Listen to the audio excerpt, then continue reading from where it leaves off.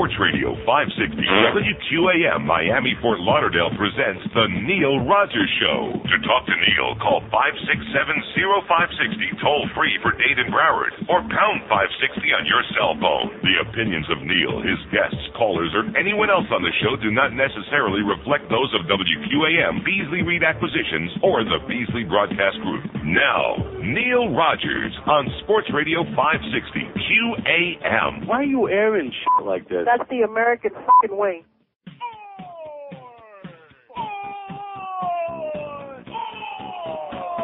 It used to be hot back in the good old days before the old farts came and politicians sang "Oh day." This town was once alive. Boy, They even had spring break. There were things to do all night in Broward and in Dade. But the old fart walking dead had the power to elect the crooked Julios who just got off the boat. I heard Neil Rogers cry.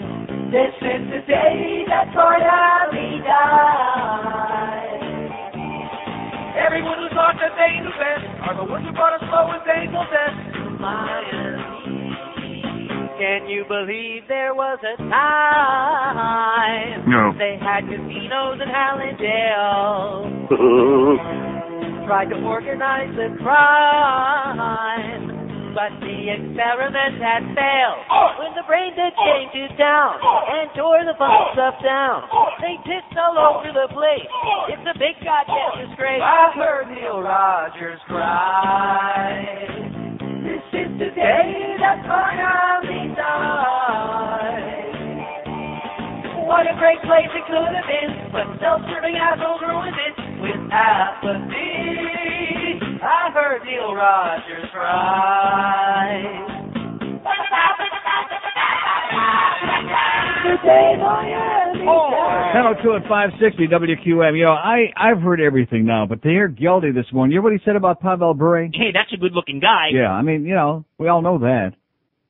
What kind of a sports observation is that about Pavel Bure, the great one? Hey, that's a good-looking guy. But nevertheless, you know, I heard that last call. You know, little dog, for once he's on top of this thing, okay? He's right. What kind of medical care is this team getting over there at the Cleveland Clinic? If they're getting the same kind of care over there that I got the 4 or 5 times, the only time I went over there and they did me right was the asshole doctor. Remember? Because the magnet peddling asshole doctor who wanted me, the rubber band man that wanted me to have the operation because of those roids I was having. And so I go over for a second opinion, and they bring in a whole staff. This is the top asshole doctor in the world. And quite frankly, I think they have many asshole doctors over there at the Cleveland Clinic. But nevertheless, and he brings in this whole team of experts, of asshole experts. And they were looking in there, and they got the flashlight up. I mean, you don't need no rubber bands. There are a couple little hemorrhoids. Just leave it alone, and it'll heal up. And it did. That's the only time I ever went over there that I got any kind of anything that made any sense. And where did you first hear, by the way, that Pavel Bure would not play another game this season? Was it just a lucky guess by yours truly? You think so? I don't think so. I mean, they were hoping for the best, and he was hoping for the best. And he skated a few days ago, and he was skating out there like the wind, so I'm told by people who saw him. But his knee, ain't right. And he had to go to Alabama with a banjo on his knee, and they had to reoperate again last night like a real surgeon. And now he's out for 6 months, and we're all crossing our fingers and hoping that he comes back like the Pavel that we know and love, those of us who have some idea of who he is, which most of you don't. But I mean, to say, to sum this up by saying... Hey, that's a good-looking guy. Well, what does that have to do with the price of rice, okay? I mean, he'll look good sitting in the stands in a suit, I guess. But we don't need that. And by the way, Geldy, another point that you're wrong. I mean, totally wrong. Totally wrong. For people that are following this, I understand that it's a very marginal team. The Panthers are a 500 team, marginal amount of talent. They got a lot of overachievers. They've had that right from the inception of this franchise. That's why Wayne and the Torrey and the Murray boys, luckier in hell. Right from the beginning, all the people in the organization, from Bobby Clark and right on through, they've been luckier in hell. Because quite frankly, you look at the composition of the team, even the year that they went to the finals, not really that much talent. A lot of overachievers. A lot of guys that really gave 300% and went out there and, for a couple of months got really hot and did miraculous things. So, but to say that they don't have a chance or that people aren't buying the tickets because it's a law, they got to win 9 out of 12, which they don't have 12 games left. What do they got, 10, I think? They don't have to do that because Carolina is folding up like an accordion. Carolina's only 5 points ahead, and the Panthers have got 2 games in hand. So as amazing as it may seem, they got the putrid Islanders tomorrow night, and they got Tampa Bay at home in the last regular season game. So there's some soft spots. They got 2 games against Washington, who are out of the playoffs long since and have nothing to play for. So anybody that counts them out of the playoffs at this point, even without Pavel Bure, doesn't know what they're talking about. Hey, that's a good-looking guy. Right. Doesn't know what they're talking about. It's a long shot, but they don't have to win almost every game because Carolina is in a coma. They couldn't win a fixed game. They blew a 3-1 lead against Tampa against the Lightning the other day at home in the third period and wound up with a putrid tie. So, you know, everybody has got a big mouth. Ba, ba, ba, ba, ba. Everybody talks, but as usually is the case when you turn on the radio, no matter what station it is in this town, or you read your newspaper, they know what they're talking about. Ba, ba, ba, ba, ba, ba, ba, ba, ba. Everybody's got a mouth, motor mouth. But I would agree. Hey, that's a good-looking guy. I would agree with that, but who cares, you know? Maybe you'll have more time to bond with Pavel because he ain't going to be out there on the ice for 6 months. Yeah, I really wonder about that Cleveland clinic. You know, I mean, I just don't know.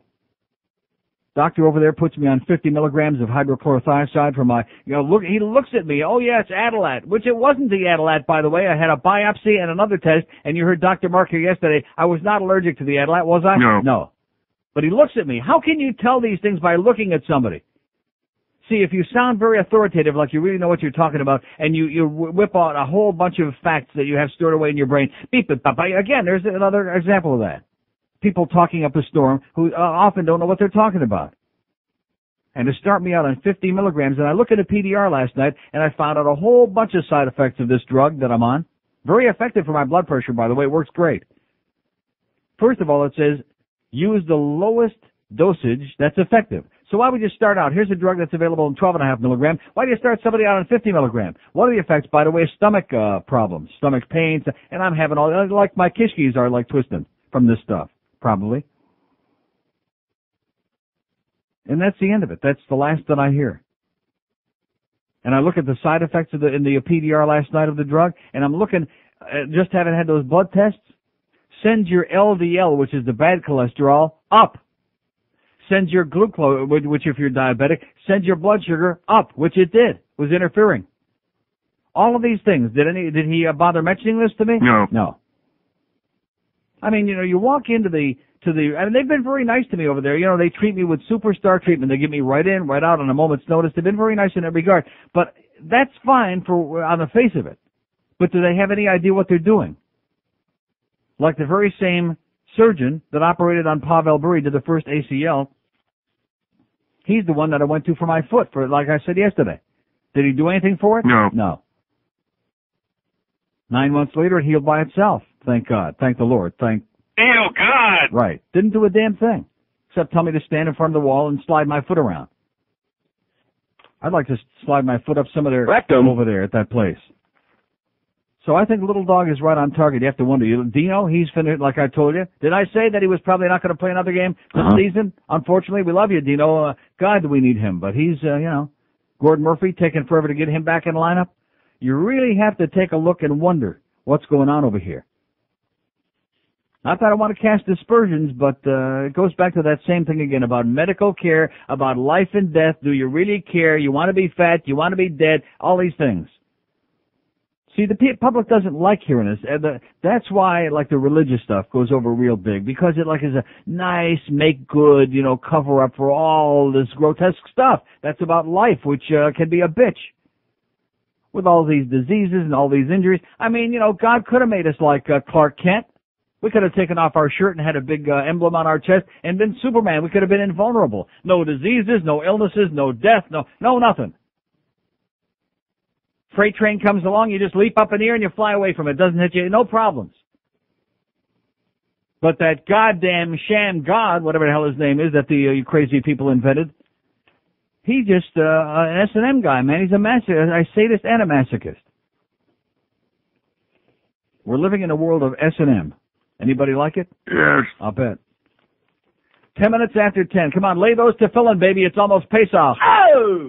I see we got a couple of Jewish beanie babies in the Herald this morning. I'll get into that. You thought that I was stupid?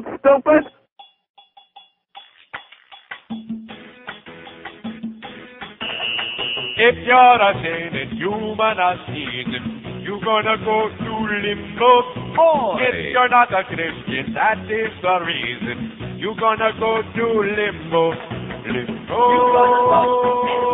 Oh, the waiting room of limbo. Limbo.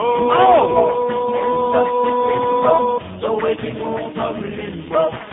If you're a Jew, I'm sorry for you. You're gonna go to limbo. There's purgatory, but that's another story. You better off in limbo. boy. Oh, the waiting room of limbo. Limbo. The waiting room of limbo. Everybody, welcome to limbo. Yeah, man. Waiting room. You're allowed to stand and sit down. Stand up and sit down. Because you never obeyed the laws of the Bible that were written by men who never wore pants. Please have a seat. You soon won't be leaving the waiting room of limbo. Old magazines and facts and TV. That's what you get in limbo. Limbo. The waiting room of limbo. That's where we're all going to be, baby. In fact, I feel we're already there, being here. We're in limbo now, man. So you can smell it. So before I get back to that other business about Pavel Bure and about crappy doctors and about all these things and about the playoffs and about people now, you know, some of you people out there, that last guy that called the worst team this morning, all these, all this paranoia and, oh, it's a big setup. Yeah, well, of course they don't want to give you the real bad news that maybe he was going to be out for the year. And I told you that around the rest of the league, they were saying, hey, he ain't probably going to come back this season. They were hoping for the best. But they're not going to tell you that. But as far as, and I stand corrected. When I'm wrong, I'm the first one to tell you. Nobody else has to say Neil was wrong about the playoff tickets. I don't read the fine print. Guy calls in this morning. I was listening on the way to work for a change, which I usually don't do, but I heard that call. And the fine print, if you read it with a big magnifying glass, you can get a refund or apply it toward your next year's tickets, whichever you choose. So if they don't make the playoffs, you can get the money back like immediately, if not sooner. Just about. But everybody's so paranoid. Oh, and they're out to get us. Listen, Wayne isn't going to miss any meals one way or the other. He's not going to miss any feedings, okay? So, you know, if that's what you're concerned about, then I don't care about Wayne. You know how I feel about Wayne. I don't support the Panthers, and I don't pay for the tickets anyway. Although, did I get reimbursed yet for those playoff deposit? No. But I will someday, maybe, when George gets his $200 Employee of the Month bonus. No. Well, like I said, if he lives long enough. So I really don't care about that. I go because I love the Panthers, I support the team, etc. Even though I do wear my Maple Leaf jacket because they come first, as everybody knows, in spite of that bitch telling me what to wear at the game the other night. Go to hell, bitch.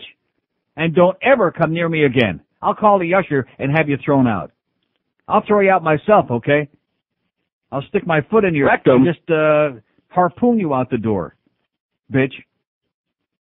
Boy, people have to go. See, that's one thing about this thing, about this town. People will go out of their way to be nasty. I mean, you can find nasty people anywhere, but here there are many people who will actually go out of their way. They'll make the extra move. They'll go the extra 9 yards just to be obnoxious and assholes. Which, you know, that's something to be said for that. So I guess, Sonny Hirsch's funeral was yesterday. And like I said, Sonny was a great guy. Everybody liked him. I was thinking about that over the weekend. You know, all the different people that I've worked with in this market over the 23 years. Very few people could you say, well, everybody liked so-and-so. You know, I can't think of anybody that I ever knew who had anything bad to say about Sonny. Except maybe, of course, some of the people at the University of Miami and some of the people at Queer Channel when they stabbed him in the back and shoved him out unceremoniously and treated him like crap there at the end. You know, and I don't want to mention anybody in particular because, I'm sure that some of those people feel bad about it, who were involved in, not telling Sonny he wasn't going to be doing the games anymore and stabbing in the back and taking his job. I'm sure I'm not going to mention any names, but I'm sure there are people who feel bad about that. But anyway, so it comes to my attention And, of course, Hank was off yesterday because Hank was a real good friend of Sonny's and organized the funeral and did a great job of, I'm reading a nice article, by the way, in the Herald today, with one exception, which I'll get into. But, Joe Zagacki was there, who was close with Sonny, and Tony Segreto and Hank and a lot of others, ton of people. Number one, I wasn't a close friend with Sonny. I worked with him twice at KAT and at IOD for years. And, I don't think I ever had a conversation with Sonny that lasted more than 30 or 40 words because he worked when I was at KAT, I worked in the afternoon. He worked at night. In another part of the building, way in the back. A lot of days I never even saw Sonny. At IOD, he worked in the morning. I would see him a few minutes between like 9:30, 9:20, and 10 o'clock. That was the extent of our relationship. Always pleasant. I liked him. He liked me. He was a great guy. But number one, I didn't consider him a close friend. And number two, I don't do funerals. I know that one thing that I'll be the first to tell you, I'm an unorthodox person. Not just as far as religion unorthodox, but unorthodox as a human being. And I make no apologies for that. I'm me. I don't do things because it's tradition to do them, because it's expected to do them. I went to one funeral of anybody who's ever been a friend of mine in this business, and that was Bill Calder. And the reason I went to Bill's funeral was, number one, he was a great friend of mine. We had great, great times and worked together 2 or 3 different times. He used to go to the racetrack together. He's just a great friend. But I went because of his wife, was also a good friend, Mary Ellen, who called on the air here a couple of months ago and called me at home. We had a nice chat. She's doing great. But she was a good friend, so I went to Bill's funeral, not to pay respects to Bill, because, how do you pay respects to somebody who's dead? I don't know. That's just not my thing. You pay respects to somebody when they're alive, by being a good friend. But I went because I went for her, because obviously she wanted me to be there, and I was. I don't do funerals. And I'm certainly not putting down anybody who, was there yesterday at Sundays, because these were all his good friends, and especially in light of the fact that he had no family left. These people were basically his family, and I think that was great. But anybody out there who's questioning how come George and I weren't at the funeral, what is that? I don't do funerals. So call me a bastard, okay? Call me an asshole. I don't do funerals. What's the point?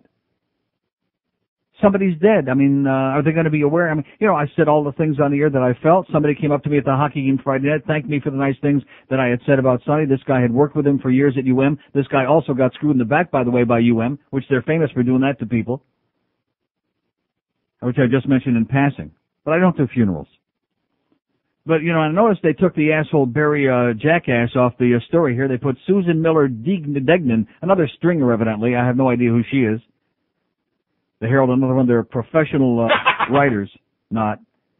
And it's a really nice, it's got a big picture in here. The Paul Bears, Hank is there, and Tony and Ron Fraser and some other people I don't recognize. But it's a very nice story, and Sonny deserved it.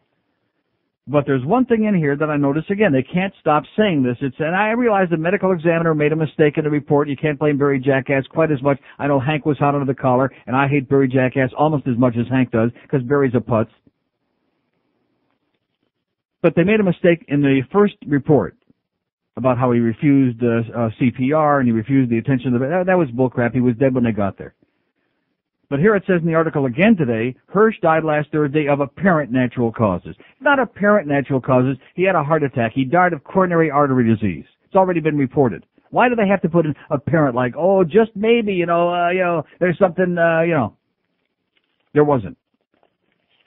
And like I said the other day, I'm the only one who's going to say this, just like when Joe DiMaggio died, who smoked 3 packs of cigarettes a day, had a lung removed because of it, had lung cancer, and granted, he made it till 84, which is a miracle, quite frankly, but nevertheless, the reason that he had the lung removed and the reason he died was because he was a heavy smoker. Why can't we say that? Does that make us disrespectful or bastards? No, it's just a good lesson to be learned. And Sonny died from fat.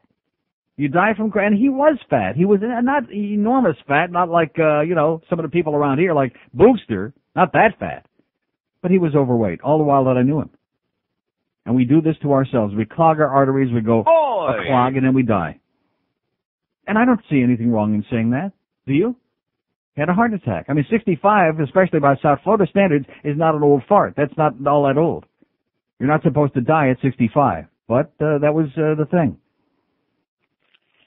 But anyway, that's the reason I wasn't at the funeral. And I can't speak for you, although, you didn't know Sonny all that well. You worked around him. You thought he was a nice guy. You gave him a ride one day. His car broke down. But, it's not like he was a personal friend, or you would have been expected to be there. We were on the air. What, yesterday? Yeah. Well, we could have taken the day off. I mean, Hank took the day off, but again, Hank was probably one of his very best friends. So that's to be expected. And organized the whole thing over there and did a great job. But I mean, anybody that questions why I don't do funerals, okay? I don't apologize for it. I don't do funerals. There will be some funerals, unfortunately, in my life. Maybe, and I was thinking about it too.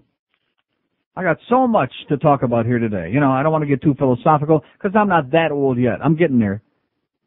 With all the aches and the pains and the unknown, this is part of the bitch of life, the mystery of life.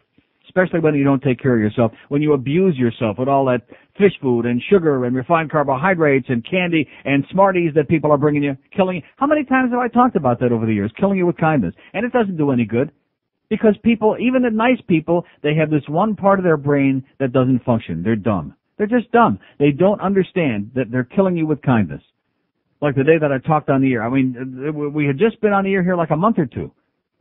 And I was talking about being like deathly ill from fat and just choking on, and how I don't want anybody to bring any of this stuff around within an hour. Remember, Mickey Dane's daughter comes over, offer with a cake that Mickey had baked. And I said, no, thanks. I mean, what is that? That's part of that syndrome again, that fat people want to keep other people fat because it makes you feel better about yourself. There's no mystery about that. That's a fact. You may disagree with a lot I say on this show, but one thing that is a guaranteed fact is that fat people want to see other people around them fat. And even if they're not fat yet, they want to help make them fat so then they feel better about themselves. Our good friend Al Goldstein that called us yesterday, there's a classic example. You're going to go eat with him tonight. What are you going to be eating? Tomorrow. Well, whatever. I mean, that's not... All you can eat shrimp. Oh, shrimp, that's okay. And yeah, but you're not just going to be eating shrimp. I am. Yeah, what's he going to be eating? Everything. Yeah. Oh. You've seen it. I know, I have seen it. We love you, Al. You're a great guy. You're fun. You're a sensational guy. Everybody that knows you likes you, okay? But you're going to die. Can't do it. They don't speak the language. They don't speak, and he calls you to brag to me that his blood sugar is down 175, which I'm sure he must be taking medication. Huh? Fat people always do that. And how healthy they are. That's in the morning, like when he's been sleeping all night. So that the body is in a partial state of fat. 175, is that good? No. No, I know my blood sugars, baby. That's not good. Now, are you going to be the one that's going to push him around in the chair? If he pays me, if he lets me have some of those cigars. Are you going to be his seeing eye dog? When we chop his legs off and he can't see anymore, are you the one are you going to be the one that drives him over for dialysis every week? He's got enough every day? bimbos to do that. Oh, okay. Well, thank God for that. 10:27 at 5:60. There's Joe Costello, who's looking better today. He was sick as a dog because our general manager was running around spreading mono all over the building. Until Friday, of course, when he was supposed to call me back with some answers, and then all of a sudden he got too sick to work and ran home with his tail between his legs, our GM. The spineless one. But anyhow. Dying over here. On the good ship, Amistad, it's a slave ship, and it's very hot when you row all day. And to whip you on the back with chains. It's a wooden ship, and it smells a lot like an armpit or a bad egg fart, and when you die of disease, they throw the body in the sea. Squished in a hole, no toilet bowl, your pillow is a rat. And if you complain, oh no, white never meet you with the rusty chain. On a slave ship, they don't serve no food. When you get seasick, they feed it back to you. Life is very hard on the good ship of the sun. 10:33 at 560 WQAM. So let's talk about funerals today, huh? No, seriously, I think I got all this other stuff I want to do, but I'm going to spend a lot of time dwelling on this, okay? So forget about the phone. I want to talk about this at length. Because I was thinking to myself after reading, and this, like I said, it's a great article here, and a fitting tribute to a guy who was liked by everybody. I was thinking to myself, I could croak like tomorrow. I could croak in the middle of the show. Many days lately I felt like I'm dying over here, And I was wondering who would come to my funeral. Donnie B, he would show up because there'd be free food. Oh, there's going to be food? Well, I'm in. Oh, you'll be in there because it would be embarrassing for you not to be. How come the door is still open there? Was Donnie afraid he would make some noise by closing? He listening? No, it doesn't close. The springy thing is. Oh, the spring doesn't work? Well, that figures around here. Probably would cost like, what, 45 cents for a spring that might work over there? I know there's nice baseboard on the walls out there in the hall, too, by the way. Yeah, you know, I just want to say this before I get into my death knell here.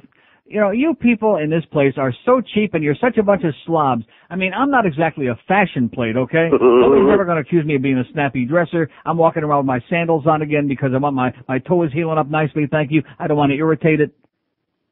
But you people are the ultimate slobs. I've never known anybody. I mean, you have no self-respect, no nothing.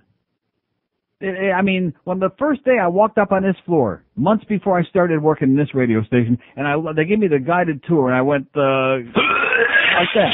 I mean, carpets with mildew and mold and stains on the walls, pee stains and cum stains. I mean, brown stains. Just unbelievable. I thought, what kind of a place is this? Then I went over to that place on Sheridan Street to pick you up that one day, and I ran out of there. I had to go in there and take a leak, and I thought, oh, my God. Yeah, right. What is that smell? Then I found out, of course, that Josh Friedman was running around on the loose. Man, how can you be such slobs, you know? And again, it comes back again to just having no self-respect. It all goes, you know, we're all here to worship at the altar of one guy and make him seem like he knows something. He and I, of course, have a language barrier. We don't speak the same language. It's called the language of broadcasting. He don't speak it. But anyway, getting back to my funeral. I mean, you know, who would really show up? I mean, family, few of my personal friends, which I have, you know, maybe about a half a dozen I can think of who are real good friends. George would show up there because it would look bad if he didn't. And who else would be there? There wouldn't be no 300 people gathered around because, and I'm not complaining about that, see, because I don't really give a damn because I'd be dead in the box anyway. It makes no difference.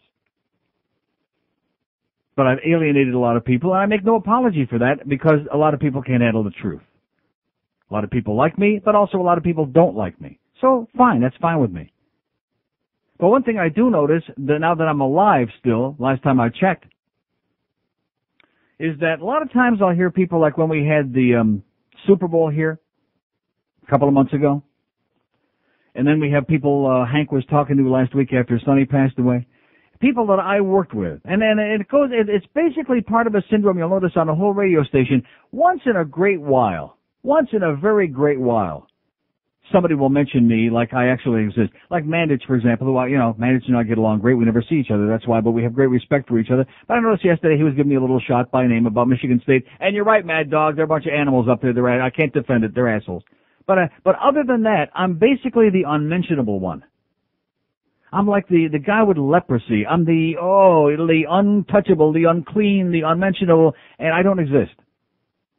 So that people who worked with me years ago, like Kevin Kaufman, I heard him on with Hank the other day, or like so many I can think of. Craig Sager, I worked with in WSPB in Sarasota 26 years ago. People that I hear on this radio station talking to people, especially to Hank, and they go down a list of all the people they've worked with. My name is never mentioned. I don't exist. I'm not a factor. I'm not human. I'm not there. Just like Ray Milland in The Invisible Man. I'm like a shadow on the wall. I don't exist. All the money that I've helped to raise for charity, which I figured out this morning, I was taking a shower and I was trying to add up in my mind. It's got to be over $1.5 million the last 10 years that we've raised for charity, maybe closer to $2 million.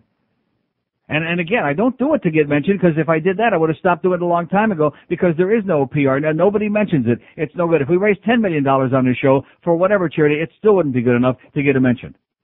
Oh, but you've alienated the people in the media. Tough crap. Okay, too bad. I just mentioned it in passing, Father Paranoia. I just mentioned it in passing. So it goes to show you, with some of us, no matter what we accomplish, can be number one for like 20 years in a row, which some of us have, by the way.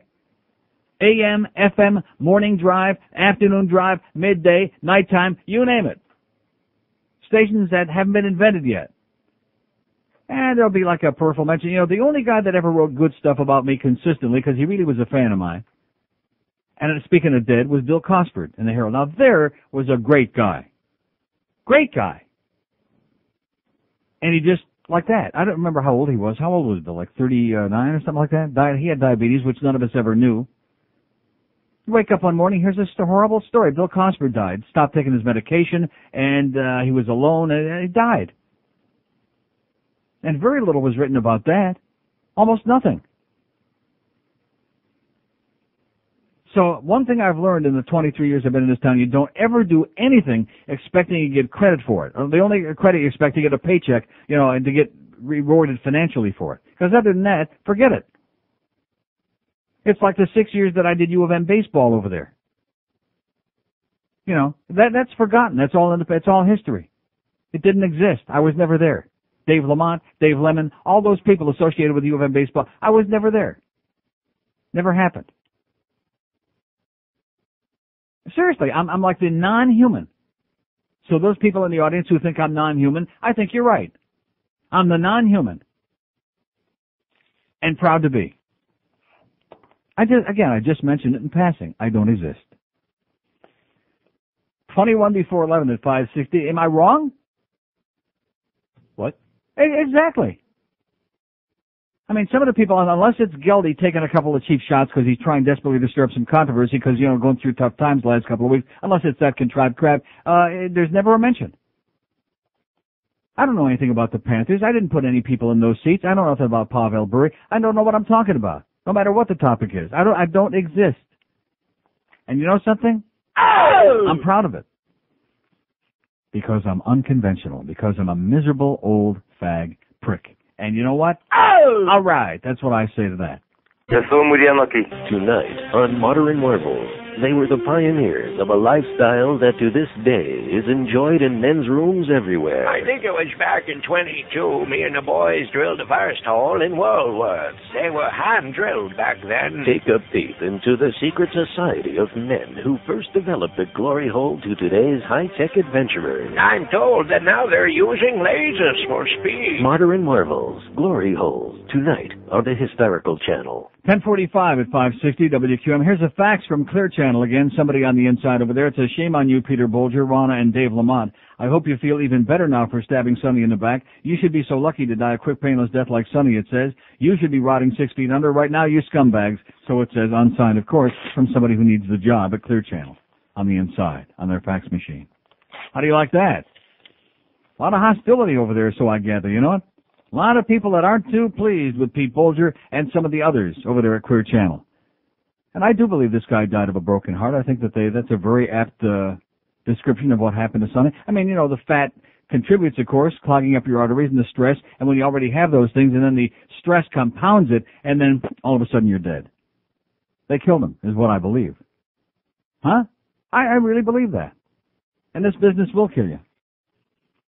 U.S. judge overturned state's ban on sex toys, Montgomery, Alabama. Here's some good news. Oh! Paul Harvey would say. He's still on. Jesus, isn't it time to hang it up, Paul? Go down in the basement, shut the equipment off, and give everybody a rest from that cornball crap. Good day. Yeah, wouldn't that be great? Just one last good day. He'll die someday. Montgomery, Alabama, a federal judge on, you'll be going to his funeral too, I understand. Federal judge on Paul Harvey Jr. on Monday overturned Alabama. You would. You'd dance on his grave, wouldn't you? Yeah. I hate to break the news to you, Paul Harvey Jr., but George is laughing. He just wet his pants, thinking of the prospect of dancing on your grave. Well, that'll be a battle. I won't be around to see that. I'll be dead. Federal judge on Monday overturned Alabama's ban on sex toys, saying the state had no reason to prohibit the sale of the devices. U.S. District Judge Linwood Smith of Huntsville found the state's 1998 law is overly broad, pardon that expression, and in violation of due process rights because it bears no rational relation to legitimate state interest. So in other words, even Alabama has no legitimate interest in banning sex toys. Oh! All right? So go to Montgomery with a banjo on you. In fact, maybe when Pavel was over there getting his knee operated on, he'd come back with a couple of pocket rockets. That's the Russian rocket with a pocket rocket. Oh! Yeah, there you go. What's wrong with that? I like it. Okay, now which player was called the pocket rocket? Richard. How do you know that? Just by osmosis, listening to you. I'm gonna have to go purge my brain. That is unbelievable. I think I'm gonna die right now. I think I have lived all I need to live after hearing that come from your mouth. Mister, I hate sports like poison. Anybody who's interested in is an asshole.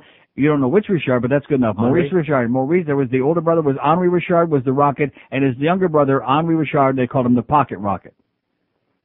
How do you like that? Anybody out there got a pocket rocket? Squirt, squirt. Speaking of that, by the way, speaking of oversexed people, if there is such a thing, which I doubt, Catholic League urges boycott of San Francisco. Not for the reasons you might think, though. San Francisco, a national Catholic organization on Monday, called for a boycott of San Francisco, saying the city was promoting intolerance by allowing a group of drag queen nuns to hold a street party on Easter. Oh! What's wrong with that? What was the name of that movie, Trivial Pursuits? What was the name of that with the nuns? That wasn't the name of it. Was it? That silly spoof movie on the nuns. You know the one I'm talking about. You don't? A few years ago. It's an old movie. Like a comedy? Yes! How did I miss that? Somebody will call in and tell you. Nasty Habits. It just came to me. Wasn't that it? Nasty Habits. And, of course, they were all upset about that. The Catholic League's always getting upset, okay? Just because they got this barbaric religion, this archaic barbaric religion, where all through the centuries they've been slaughtering people who wouldn't accept the offer that they wanted to make. It was an offer they refused, and they said, okay, well, guess what? You're dead. And, of course, running around with all these tchotchkes, wearing all the robes and oh, God. And sticking the wafer in people's mouths and having them drink wine out of that filthy chalice that the priest with those lips, you know about those priests. We all know the story about them. There's no fact in the church. Drinking wine out of the same chalice that Father's tool has been on. But anyway, they're all upset because San Francisco allowed a group of drag queen nuns to hold a street party on Easter. Many people think that San Francisco is the city of tolerance, but it is a lie, an outrageous lie, says William Donahue, president of the Catholic League for Religious and Civil Rights, in a half-page ad taken out in the San Francisco Chronicle. The League, which has 350,000 members and fights what it sees as anti-Catholic prejudice, said San Francisco's plan to allow the Sisters of Perpetual Indulgence to close a public street on Sunday for a party to celebrate their 20th anniversary was tantamount to an attack on the Catholic faith. Which I say, yeah, great. Our objection to the sisters does not center on men dressing as nuns. It centers on their obscene assaults on the Eucharist, the very nucleus of Catholicism. That is why we are outraged, the League of Evangelists. Now, what exactly is the Eucharist? What is that? That's the wafer. Doesn't he do the games for Milwaukee, Bob Eucharist? The flesh and blood. The flesh and blood of what? The wafer and the wine is the Eucharist. No. Are we going to have to play All-You-Can-Eat Negro again now? Huh? The flesh and blood? Are we back to that disgusting stuff? So close to lunchtime? The flesh and blood of what? Of Jesus? Jesus, yes. Oh, no. Holy Jesus. What does that have to do with the nuns? Oh, I guess they were doing obscene things with the flesh and blood. He wasn't getting none. That's so it is written, so it is said, so it is rumored. The Eucharist, the blood and we'll talk about S&M stuff again, huh? Now that's a religion Dracula would have been proud of. I wonder if there were Catholics in Transylvania. If he would have just hung around a little longer. Huh? He would have loved that religion. Could have had Eric Burden singing Spill the Wine in the background. And he could have been sucking the blood out of it. Huh? Hey, there's a lot of sucking going on in that religion. That's all I can tell you. A lot of sucking. Just ask Father O'Toole. So there you go. They're all upset about the little spoof out there, and they're all bent out of shape. Oh, it's yeah, right, whatever you say. Okay, let's take 200 or 300 calls now. We'll see if they want to talk about Pavel Bure, about funerals, about dying over here, whatever they want to talk about today, huh? Let's see if these people got anything for us today. Probably not. 5670560, pound 560 on a mobile one line. Here's Miami Beach. Hello. Hello. Yes, sir. I have a song about Kosovo for you. Yeah. You there? I'm Ready? listening. In the Balkan states, there's a place called Kosovo. Oh, yeah, Volker Bryan already did that one. Thank you. Oh, by the way, he was telling me that Randy ripped him off that same day, the Kosovo song. Ripped him off and did the same. Producer, they got the karaoke bet or something, and her producer ripped off the same song? The same song, same lyrics, that same day. See, this is one thing, even though I don't exist. You know, how can you rip off somebody who doesn't exist? But all these wannabes, all these Neil wannabes in this town, you know? I mean, Randy, I hate to break the news to you, sweetheart, but you're just tired and old, you know? And her too. Your clone sister, the same thing. Another desperate Neil wannabe. Oh, I listened to Neil for years, and then I knew I was ready. Whatever. What does that mean? Knew I was ready to go on and do a Neil Jr. routine and play a lot of stuff off the a lot of cards. Yeah. Doesn't bother me. That's okay. I don't steal away, sweetheart. We still beat the snot out of her, even up there in Palm Beach County. I mean, we're in Dayton, Broward, and even in their rating book, every time we beat the crap out of her. I'm sure that Boca Brian would send them tapes if they'd cut him a check. Yeah, pay. That's another point. Pay them. Well, they don't want to pay. Probably don't have the cash up there, you know. Who owns that? Doesn't Clear Channel own that also? I have no idea. I can't keep track of it. And, well, not only that, but now they got to pay Mikey the big bucks up there, you know. Here's Coral Springs. Hello. Hey, Neil. How are you? Okay, sir. The other day I saw you. You were walking into the Predator game, and I said hi to you, and you ran like hell. I was the guy wearing that brown sweater. And by the way, you have very good... What do you mean I ran like hell? You said, oh, hi, and you ran... No, I didn't. Oh, you didn't? No, I did not. I was hoping I say hi to everybody, and I don't run like hell. Not yet. I was hoping you'd turn around and shake my hand, but that's okay. Oh, by the way, what's the status on Bure? He's out for the... What do you mean, what's this? Do you read a newspaper? Do you listen to the radio? Do you have any contact with the outside world, or they have you locked in somewhere, like yes, sir. Holly on Guiding Light? He's out for 6 months. Why are you laughing when I tell you that? He's out for 6 months. Is he? Yeah, is that amusing? Does that amuse you? Not really. Thanks for the avalanche. Yeah. Yeah. So, well, what the hell? Go Leafs. Okay. Yeah, go away. No wonder I didn't. No wonder I ran like hell. See, I always have that good sixth sense, you know? I always have the judgment. Oh, I'm not going anywhere near this guy. See, there you go. Right again. Nice going, even though I don't exist. 567-0560, pound 560 on the mobile one line. Come on, let's have some serious input here today, okay? Let's get serious, shall we? Come on, let's get down and dirty and real serious today. All this business about funerals and about why weren't we there and about all this stuff. About the fact that I'm the unspoken one, the unmentionable one. It's just astonishing. I don't exist. Even these little punks, these little underlings who were sweeping the floors when I was at WNWS and INZ, all these places, I don't exist. I was never there. I never will be. I don't exist. Mobile in Miami. Hello. Hello, Neil. Yes, sir. Even though you don't exist, yesterday at the funeral, you were mentioned and you were given recognition as one of the people that stood up and talked, said that one thing Sonny admired was Neil's work for the UM baseball games and what a great job you did. Well, now that I take as a compliment. That's great. This was brought out in front. I don't remember if it was Hank or Rich Dalrymple. One of the two got up, and I'm pretty sure it was one of those two. But they did make a special point saying how much Sonny admired your work during the UM baseball when he wasn't doing it. That's great. Thanks. What a great job you did. I appreciate it. All righty. Thanks a lot. See, now, that having come from Sonny, having said that, it means something. Because, again, University of Miami, like I said, I never was there. Those 6 years that somebody had 5 years on radio and 1 year on TV with Bob Greasy doing the color, I dreamed that. I never did those games. See, because one thing about the University of Miami, if you ever expect, I guess when you die, like with Sonny, although when I croak, they wouldn't know from me by then, because this is ancient history. But if you ever expect any gratitude from them, I'll never forget, I had done UM baseball for 5 years. Ron Fraser and I, good friends. He used to talk about, Neil made the games exciting. We were building the attendance out there at Marklight Stadium. He has a lot to do with building interest, and it's only college baseball, but people are coming out, breaking attendance records left and right every year. Went to the College World Series 5 years in a row. And then the games went to another station, the long story, to GBS. And then after a year of not doing the games, they came to me, would you like to do the games on television on Channel 33? Bob Greasy's going to do the color. And I said, yeah, sure. So we're out there at Marklight Stadium. This is classic. This is vintage University of Miami. Okay? I've done the games for 5 years. And by all accounts, done one hell of a job, which I'll say so myself. I'm sure I did. Okay? Bob Greasy, who everybody likes, a nice guy, good guy. There's no reason in the world not to like Bob. A local hero with the Dolphins, okay? Back-to-back Super Bowls, the perfect season with Earl Morrall, all of that stuff.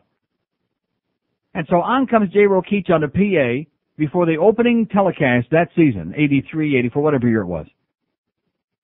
And he says, we want to give a nice Marklight Stadium salute to the broadcasters for Channel 33, our Hurricane Baseball on this year, Neil Rogers and Bob Greasy. We both got booed. Loudly. There wasn't even no, both got booed. And I thought, okay, F you too. So I did the games because I enjoyed them, and I enjoyed working with Ron Fraser, and, it was a lot of fun those 6 years. But as far as the University of Miami, it stunk then, and it still stinks. It's a bunch of plastic, self-aggrandizing, phony assholes who just, never met a criminal they didn't like. WQAM, Miami, Fort Lauderdale. Reggie White for Scamble Soup. There ain't nothing like a hot bowl of soup.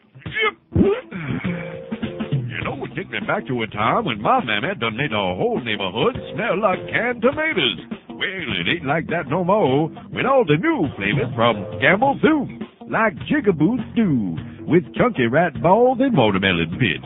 And my favorite, cream au boulet, hog lips with seagull poop to make it juicy. Oh, and you won't be missing lunch at Sambo's no more, 'cause Scamble Soup be good. Good. Good. That's what Scamble Soup be.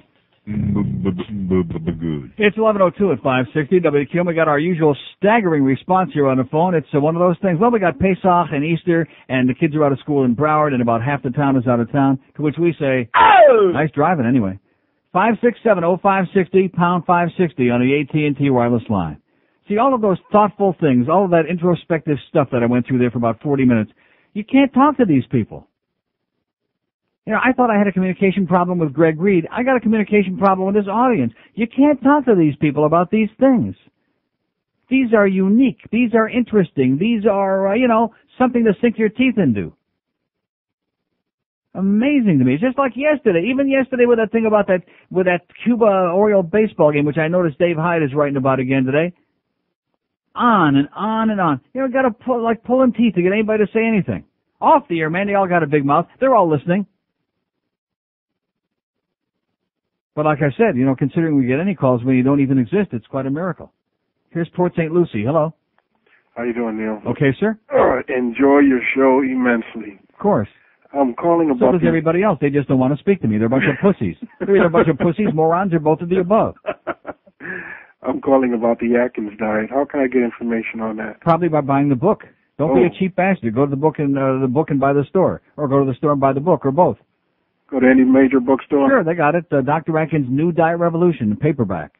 Okay, and how do I get the Best of Neil on CD? Call Center 1. Center 1. 563-3600. Thanks a lot. Broward. Okay, thank you. God bless you, sir. Well, we don't want to raise too much more money for charity. Somebody might have to write something about that, you think? No. No, they won't. If I raise $200 billion on the air for charity between now and the end of the show today, would they write anything about it? No. So like I said, you don't do anything hoping to get credit for it in this town because you won't get it. Unless you're part, of course, of the inner circle, the fraternity of little suckholes. I'm not into that, okay? Not that kind of sucking. 567-0560, pound 560 on the AT&T wireless line. We got any live wires out there at all today? No. This week? No. Oh, we're going for 3 weeks in a row. Can we make it? Yes. I think we will. Here's a pig report of mobile in Miami. Hello. Yeah, pig report on sir? southbound 874 between Kendall and Killian. They're all over the place. Okay. They must have a plane in the air, so everyone slow down. Thanks for the good news, sir. All right. God bless you. Thank you. And happy Shavuos. Okay. Whatever the hell you're celebrating, all these silly holidays. Oh, yeah, like I said, Harold's got Jewish beanie babies here again. When are you going to stop? Well, of course, they're never going to stop. See, I keep saying these things expecting I might get some kind of a rise out of somebody. It never works because you can't change human nature. I used to bang my head against the wall like a maniac. Now I just bang my head against the wall to get a response. Years ago, I used to bang my head against the wall thinking I was going to change something here. Oh, man, what a jackass. Forget it. Here we go. Logging onto the Internet for Pesach. Live from New York, it's Cyber Seder. And here's a picture of two poor, I feel so bad for these little kids with their beanies on. Jewish beanie babies. What? The beanies. Yeah, the beanies sure are pretty. Yeah, these are designer beanies with all kinds of little tchotchkes on them. I don't know what those tchotchkes are, but boy, they're colorful. All you people that force your kids to walk around looking like some kind of freak with little beanies on or whatever little tchotchke with their magic underwear, whatever superstitious crap you're forcing them to bring sacrifice their brain for. How sad it is.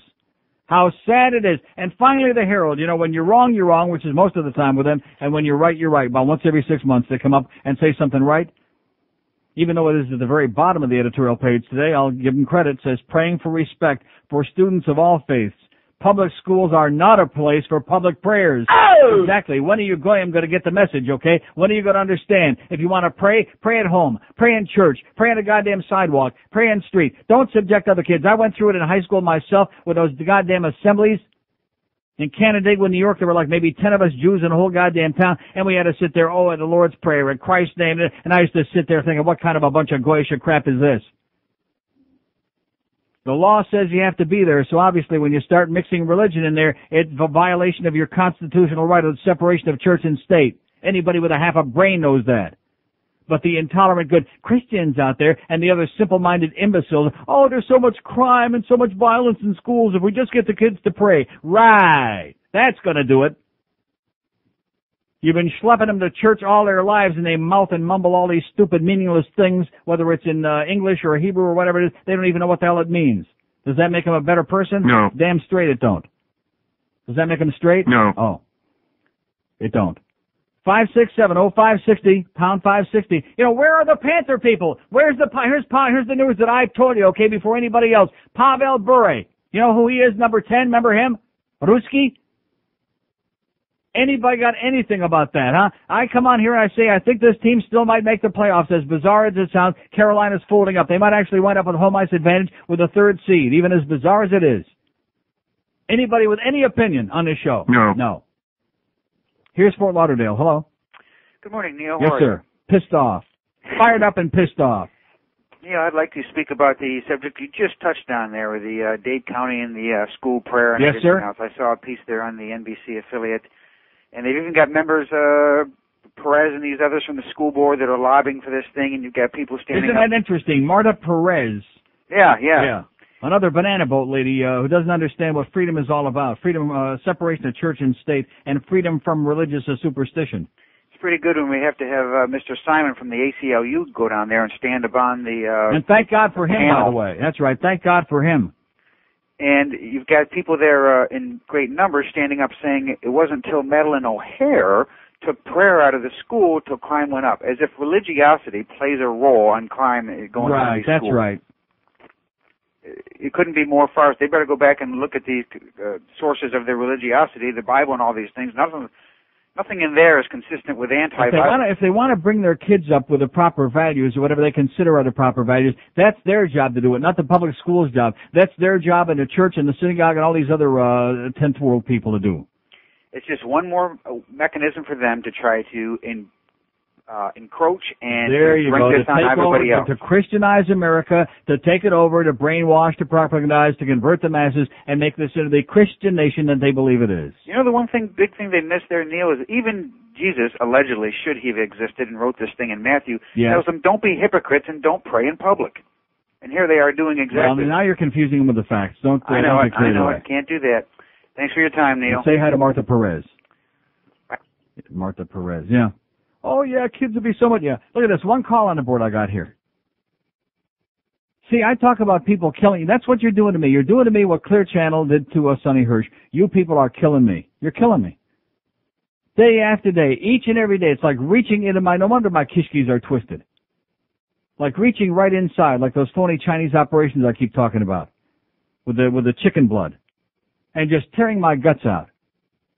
Desperately trying to engage these people in some kind of verbal intercourse, and it just don't happen. No.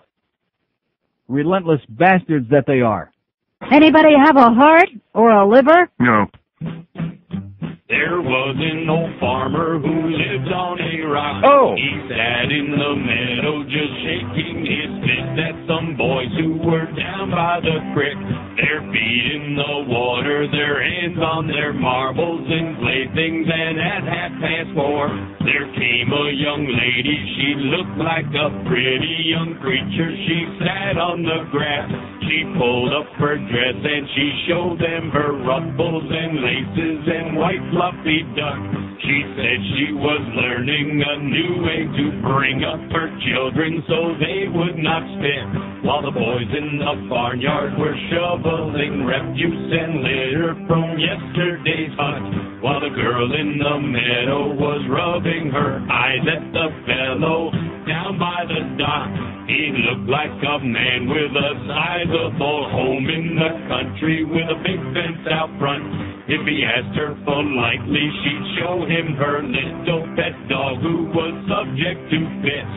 And maybe she'd let him grab hold of her small tender hands with a movement so quick. Oh! And then she'd bend over and suck on his candy so tasty made of butterscotch. And then he spread whipped cream all over her cookies that she had left out on her shelf. If you think this is dirty, you can go yourself. 11:16 is 5:60. I'll tell you, as long as we're talking about people dying, and Bill Cosford, there was just a great guy. Did you know Bill Cosford, or was that before your time? He was on the show once. I met him once.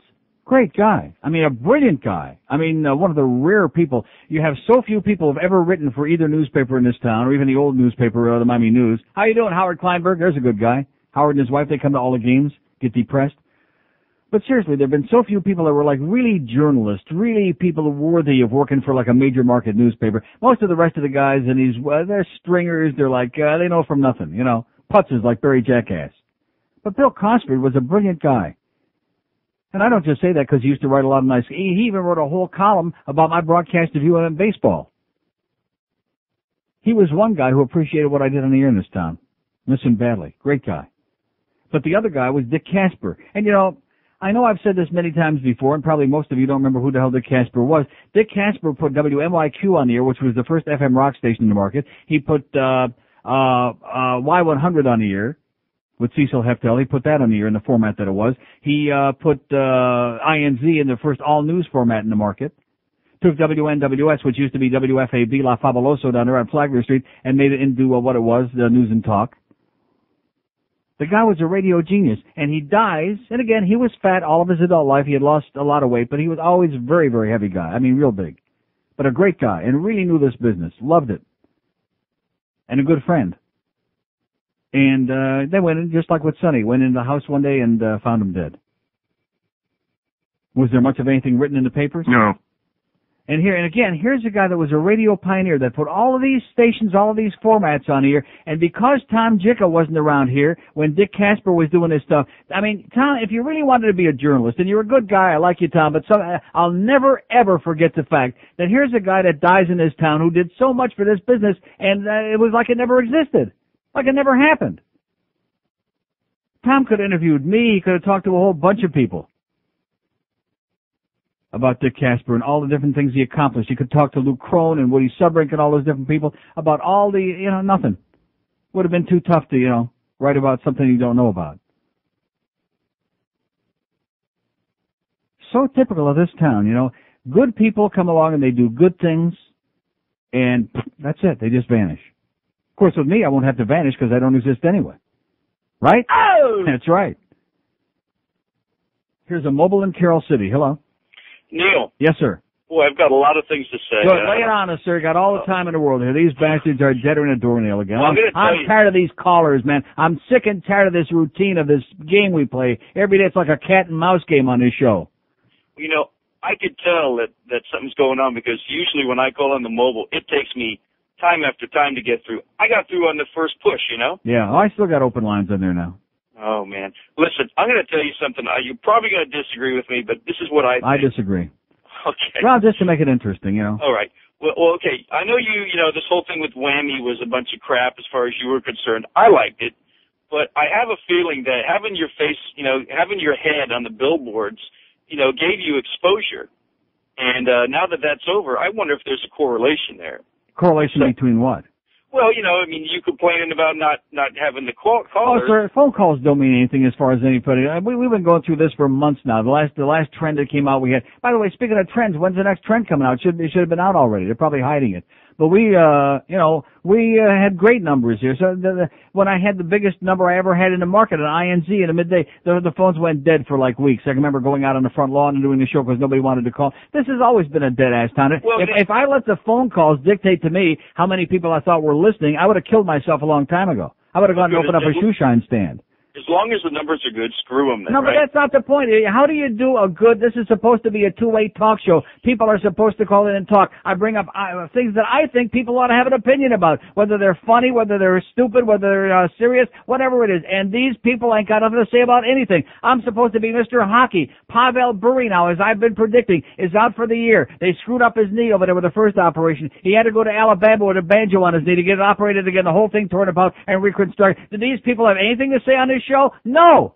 And I go to the hockey games, every goddamn game. Oh, Neil, there's Neil God. There's Neil. You know, I'm Mr. Hockey, but these people will not speak to me about it. Well, maybe if you're on the... If I was on what?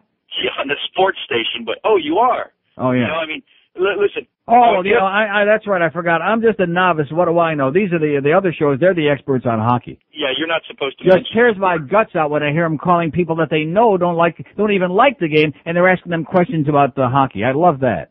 Listen, another thing, Sonny Hirsch, I mean, forget going to the funeral. What you said the other day, you know, to me meant more, because, I mean, I've lived in this town all my life. See, that's exactly my point. And like I said, a guy coming to me, a young guy at the hockey game Friday night, and thanked me for the nice things I said, and I said them because I meant them, not because I'm an ass licker. Sonny was a good guy. I liked him. I worked with him for a long time. He was a great guy, and liked by everybody. So by saying that, there are supposedly a few people listening to the show. I could do more by doing that than showing up at a funeral and standing there weeping over a dead body in a casket. It's not my style, and again, I don't put down anybody else who did. I think that was great what Hank did, but I just don't do that. It's not for me. Well, Sonny was great, and I really appreciate it. And listen, you did go to a funeral. Remember WNWS, that big procession? Yeah, that's right. You know, I was in that procession. That was a great funeral. Yes, it was, and the tombstone's still around somewhere. Neil, I love you. Thanks have a a lot. great day, and God bless you, sir. Dennis Collins, that's for you. 2 open lines on there. I want to get them all lit up, okay? And I'll just sit there and we'll take a Polaroid snapshot of it. Greg Reed was in here looking real sick again. What is he doing in here? Why does he keep coming back? He's just like a cat that you keep heaving against the wall and say, go away, and he just keeps coming back. I'll see you that last day. What is it, 2003, something? I'll see you that day. And if you're healthy, we'll shake hands, say thanks for a great job, Neil, even if you don't mean it. And, you know, you'll go your way and I'll go mine. That's it. That's it. We don't speak the same language, sweetheart. 5670560, pound 560 on the AT&T wireless line. Here's a mobile in South Miami. Hello. Mobile in South Miami. Going once. Going twice. Well, I'll teach you to stay out of that part of town. Here's Hialeah. Hello. Neil. Yes, sir. God damn it. Yeah. Hey, thanks for taking my call. Thanks for making the call, sir. All right. I hate when people call a talk show and say, thanks for taking my call. I know it gets you. That's why I do I hate that. I mean, you're giving the numbers out. Why we expect people to make a call, so why shouldn't I take the call? You know, I hate, they'll call up on, like on C-SPAN or on CNBC when they have these phony financial experts on there who are all full of crap. Oh, well, thank you so much for taking my call. I want to know about GE, you know, big deal. Mm-hmm. Neil, yesterday and today, I haven't heard a single caller talk about Kosovo. What is there to say?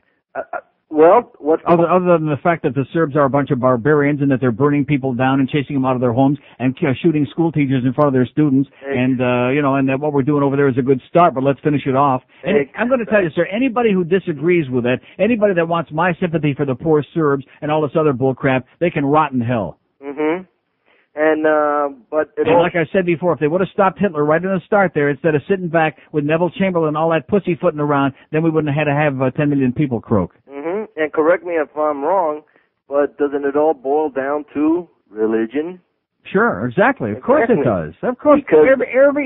Every place you look in the world, virtually, there may be a couple of exceptions, but virtually every major conflict is because of religious differences. The Irish and the Northern Irish, the Protestants and the Catholics, and the Middle East with the Pakistanis and the Indians. Every conflict everywhere in the world is because of religion. You got people blowing up abortion clinics and Planned Parenthood and shooting abortion doctors, all because of crazy religious people. That's what it's all about. Religion is crazy crap for crazy people. Exactly. Right, amen. And they're doing all this killing, and these are Christians. Right. And well, they got a good, long, rich history of doing it. Why not? Exactly. And it's ironic that it's Holy Week. So let's go out and kill all the Muslims we can get our hands on. Put some holes in them for Holy Week. Yeah, there you go. Mm-hmm. Hey, Neil, I have a shameless request. Yes, sir. I think it's Marilyn Elders. She was kicked out by the Clinton. Madeline Elders O'Hare. Okay, you got it. All right, thanks. She likes it by the curly short hairs. Have a great day, sir. And happy Pesach, too, by the way. Well, they celebrate Pesach in Hialeah. Like I said, let's just have the Jewish holidays for the eating part, okay? That's all. And 4th of July and Labor Day for the drinking the beer and getting drunk part, that's fine. Roasting the weenies out there, nothing wrong with a hot weenie. But all this religious stuff, I'm telling you, folks, it's a bunch of crap. Jewish beanie babies. I mean, why? Why? I go to those games and I see these young guys, 12 and 13 and 14 years old, with these schmatzes braided into their hair. They got those designer little tchotchkes there, those little Mogen Davids. Yeah, that's what they are. What are you laughing about? That's a Star of David. It's a Jewish star. Is a Mogen David. Why don't you learn something about real religion, okay, you little catlick? Learn about the religion that preceded yours that you guys ripped off. You're like the Randy Rhoads of religion. You're like the Paul Castronova of religion. You're a rip-off artist. Why? Yeah, why are they wearing those things on their heads?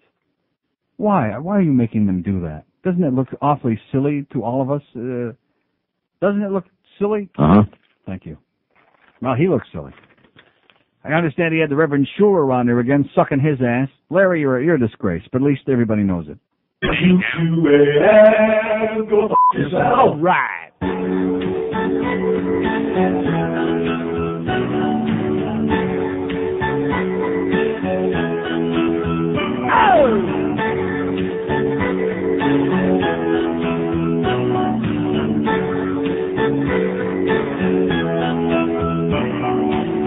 He recites 30 nursery rhymes. Man, there is rated. Is the censor from real bad times? Big career he created. Oh! He walks on, lights up the smoke. In his black leather jacket. Crowd goes wild when he tells them a joke. Cruisers and body hackers. Oh, delight. Oh, he just missed the play, but you can call him Andrew Dice. He dynamite. And then his little boy through. You turn Andrew Dice.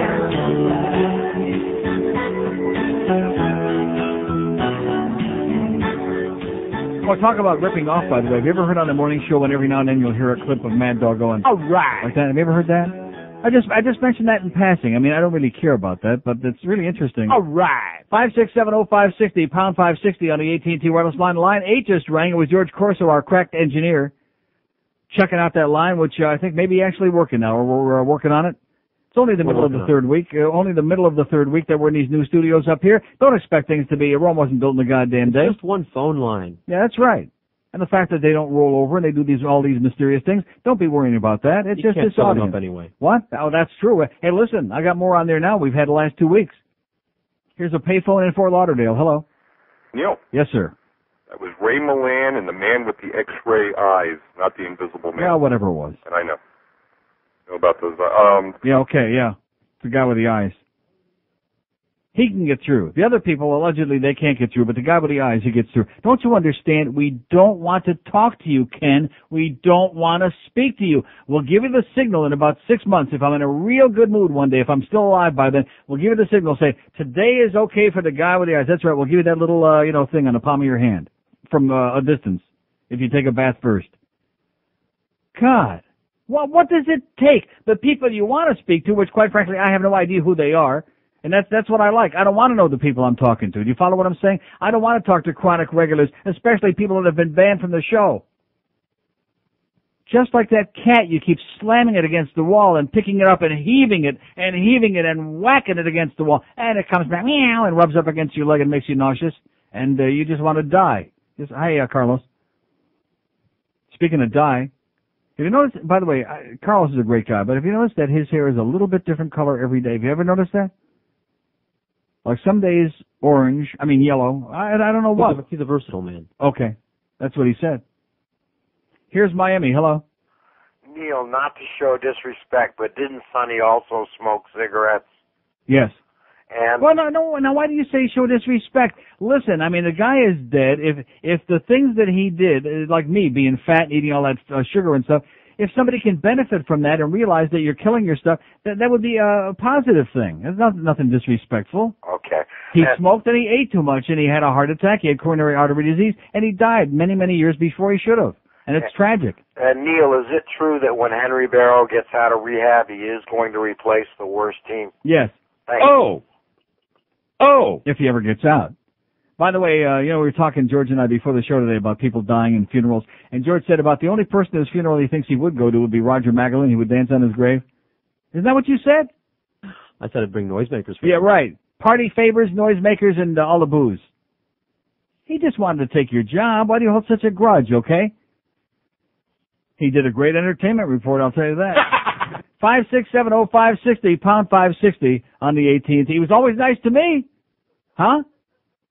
I never had any problem with him. So now that's unusual. See, we finally found somebody that I like him. He's okay. And you don't. Now that's unusual.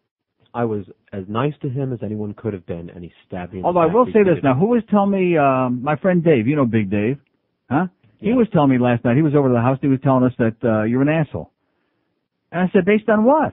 He said, oh, I'm sure that George stabs you behind the back and that he's homophobic. I said, why do you say those things? Well, now, why? Now, see, I wouldn't even mention it if I thought it were true. Why are you so aghast? How could he get that impression from me? He said you're a professional little Cuban. I said, well, we know that.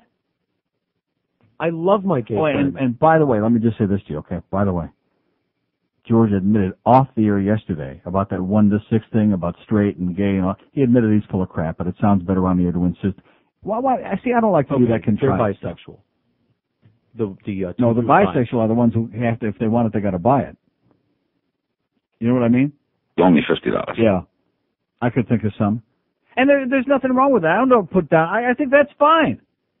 Yeah. You want to go out there? I mean, I'm not talking about out here. Like, what was his name? That from Atlanta. What was his name? Eugene Robinson. Was that his name? That Schwarzer. I mean, that football player. He was just trying to get a little ahead of the pack. What's wrong with that? But I'm just saying. What was I saying? I'm saying that you hate Roger Dave thinks Mason. I'm a homophobe? Yes. Why would he get that impression? I don't know, and why should he care anyway? He's the straightest person I've ever known in my life. Why should he care? Huh? Well, he's just very protective, you know. He likes that NSX. Here's a mobile in Lake Worth. Hello. Neil, hey. Everybody I know likes their cars. Yes, sir. Listen, isn't They it all all these, my cars too, and they got their eyes on it. Yes. isn't it all these kids that are going to school getting all this religion pushed on them? Aren't these the ones like these Arkansas kids that are shooting up the other kids in the school? They were the ones that ran, like I said yesterday, they're ministers for guidance after they'd done this deed, and they had been brought up in these real religious homes. In fact, the more religious the home, the more neurotic the kids. You see that every time. So that's the final result, what happens, Right. right? And this Night Stalker guy in California, remember him years ago? Sure. Yeah, he was, his parents were big in religion. Look what happened to him. Right. That's right. Yeah, it just goes to show you, right? Exactly. Have a good one. When you fry somebody's brain with a lot of bull crap, then they very often tend to go astray. Oh, but that's not the American way. This is a Christian country. Yeah, right, whatever you say. Okay, Coxahois. Plenty of open lines on there. Maybe even line 8 might work, but like George said, we'll never get that many calls that it'll roll over to number 8. That's the problem. We'll never be able to test it because we just can't keep it up. Did we get one call about Pavel Bure yet? No. You know what this reminds me of? This reminds me of when the Panthers, and as much as I despise the Murrays, both of them, give Brian all the credit in the world. That was a steal of a deal. It was one of the great steals in the history of all sports, getting Pavel Bure in here for special ed and Dave Gagne to unload his salary, and also Brett Hedican to top that. One of the great deals. Nice going, BM. And I come on the air breathless the next day or whenever the hell it was, and nothing. I was doing the same thing then I'm doing now. Pushing and pleading and trying. Does anybody know who this guy is? No. Are we excited? No. 567-0560. Pound 560 on the AT&T wireless lines. Why do you go to funerals? And can we come to yours? 21 till noon at 560 WQM. You want to, hey, listen, I guess after the funeral's over and everybody goes and sits down and eats like a Jewish funeral, you know, and then you sit back and you light up a nice stogie, huh? What's wrong with that? I think it fits in with the ambiance because I don't know about Christian funerals very much. But I know with Jews, it's always like afterward, you kind of like have a party and you celebrate a little bit. And it's, I don't know why, but it's a tradition. Because we make any excuse to eat and then light up a great stogie. Well, great, what?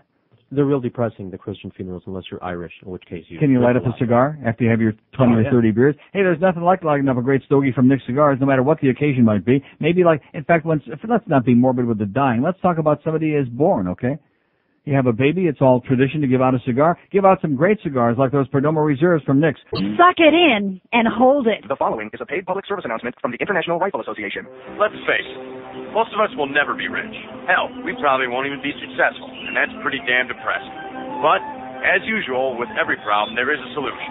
Hi, I'm Jim, and I'm here to tell you a little something about handguns. They scare the shit out of people and intimidate them into giving you whatever you want. That's right, handguns. Think about it. Need some cash? Rob a bank. Don't have enough money for beer? Pull up a convenience store. Take some chips and pretzels while you're at it. It's all free if you've got a handgun. Some son of a bitch cheating on your girlfriend? Kill him. It's a simple solution to life's complex problems. All you have to do is wait the 5 days for it, and happiness is just around the corner. Hell, if you don't want to wait the 5 days, who cares? Buy the damn thing off the street. Just buy a lot of handguns. It's a great alternative to working problems out and can be considered a population control. Yes, handguns. They just might make you famous. 744 at 560 WQM. Boy, it's a good thing I don't have one in the studio, I'll tell you that. I might go out and shoot somebody, put him out of his misery. Not myself. 5670560. You know, we got a game tomorrow night. The Islanders, a very big game. Islanders, of course. And the Rangers, by the way, had a hell of a tough time beating the Islanders last night in a game that means nothing to the Islanders. And the Rangers desperately hoping to keep their outside chance for a playoff spot alive. And the Rangers, to be honest with you, really suck. With that big payroll of theirs, and they suck. They're an embarrassment. But we got a hell of a shot to win that game tomorrow and really still have a chance to make the playoffs because Carolina's got to play Philadelphia tonight. They got a tough schedule left. They got to play Ottawa twice. Or is that us? Well, whatever. They still got a tough schedule. Yeah, that's them. That's got to do that. And the thing with Pavel Bure, I sit here, it's now 11:45, and just like I said, the day that they came on the air, the first day, I had been on vacation. And I come back after that weekend, and the trade had just been made a couple of days before, and I'm all excited about it, and it's the same thing I'm going through now. Why do those people at those games, why do they all come running, oh, Neil, what is that all about? It's phony is what it is. You know, I love Sean Burke. He's done a great job. I'm glad they had him on. I heard that this morning on the worst team. Thank God for you, Sean, or we'd be like 20 points out of the playoffs. He's been phenomenal, far better than we could have ever expected. Sensational.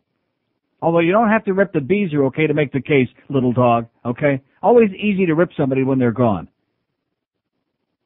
But at any rate, he did make one comment, and I thought, yeah, Sean, you haven't been here all that long. You know, when he talked about, well, he was really surprised at how into the game the fans were and how knowledgeable. We put a lot of people in there, Sean, but I hate to break the news to you, they're clueless. They are clueless. Big time. What is that, your check? This is the Culligan man. I know it's the Culligan man. I know that. And that's why I didn't rip him on the air. He says, go on the air and rip the Culligan people. They didn't show up yet. I didn't say that. Yes, you did. You said those Culligan people are a bunch of assholes. I said, no, they're not. They're my friends. It was my fault anyway. I called the wrong people. If you would have talked to our friends here, you would have gotten all the water. You would have gotten water up the rectum. Okay, water on your knee and water wherever you wanted it. Okay? They love us at Culligan. Just sign on the dotted line and the price is right. Thank you, sir. God bless the Culligan man. That's what I say. And by the way, if any of the people from the, I don't care, like I said before, I don't look for any recognition because I'm never going to get it anyway, but I just mention these things because I'm not going to pass silently into the night, if you know what I mean. Have any of our good friends on this end of the building thanked us for supplying them with all that water? Huh? Oh, the underlings, yeah. Me, anyway. Oh, they thanked you. Have they come in here and thanked me? They don't talk to you. They're not scared of you. Good. Keep it that way. And by the way, Corey, I don't go to funerals. You're a good guy, Corey. I don't go to funerals, okay? So mind your own business. Ever since I mentioned the fact that he don't look that bad, all of a sudden he's got an attitude. I wonder what that means. Here's a mobile in Miami. Hello? Hello? Yes, sir. Neil, how you doing? Great. Long-time listener. You're great, man. Yes, I am. Listen. If this town only knew what they had here, man, if they only had any idea what they had, I'd be in trouble. Listen, two things. Yes. Stop complaining, man. Stop complaining about the equipment at the station and all that. Sir, I'm going to do whatever I want to do, okay? Please. We're tired of that. Sir, let me Even say though you again. do have a great Let show. me say, oh, I have a great show, but stop complaining. Okay, well, how about this? How about stop breathing? How's that sound? Stop wasting the air that somebody living and breathing. We love your show, but stop complaining. No, I will not. I'm going to tell it exactly the way it is because you know what? It sometimes works. Like now they're working feverishly on the phone system. I do it because it's the only way to get through to these bastards. And usually even that doesn't work here because they don't speak the language. 567-0560, pound 560 on the AT&T wireless line. I love your show, but stop saying this, stop saying that, stop doing that. Yeah, right. Go down there and shake hands with Ileana Rosanna Dano, okay? Go shake her thing. Go shake her booty. Here's a mobile in Kendall. Hello? Mobile in Kendall. Going once. Here's a mobile in Pompano. Hello? Yeah, hi, Neil. Yes, sir. Boy, I turned on to wrestling because, you know, what you've been talking about all week. There was a guy named Mr. Ass.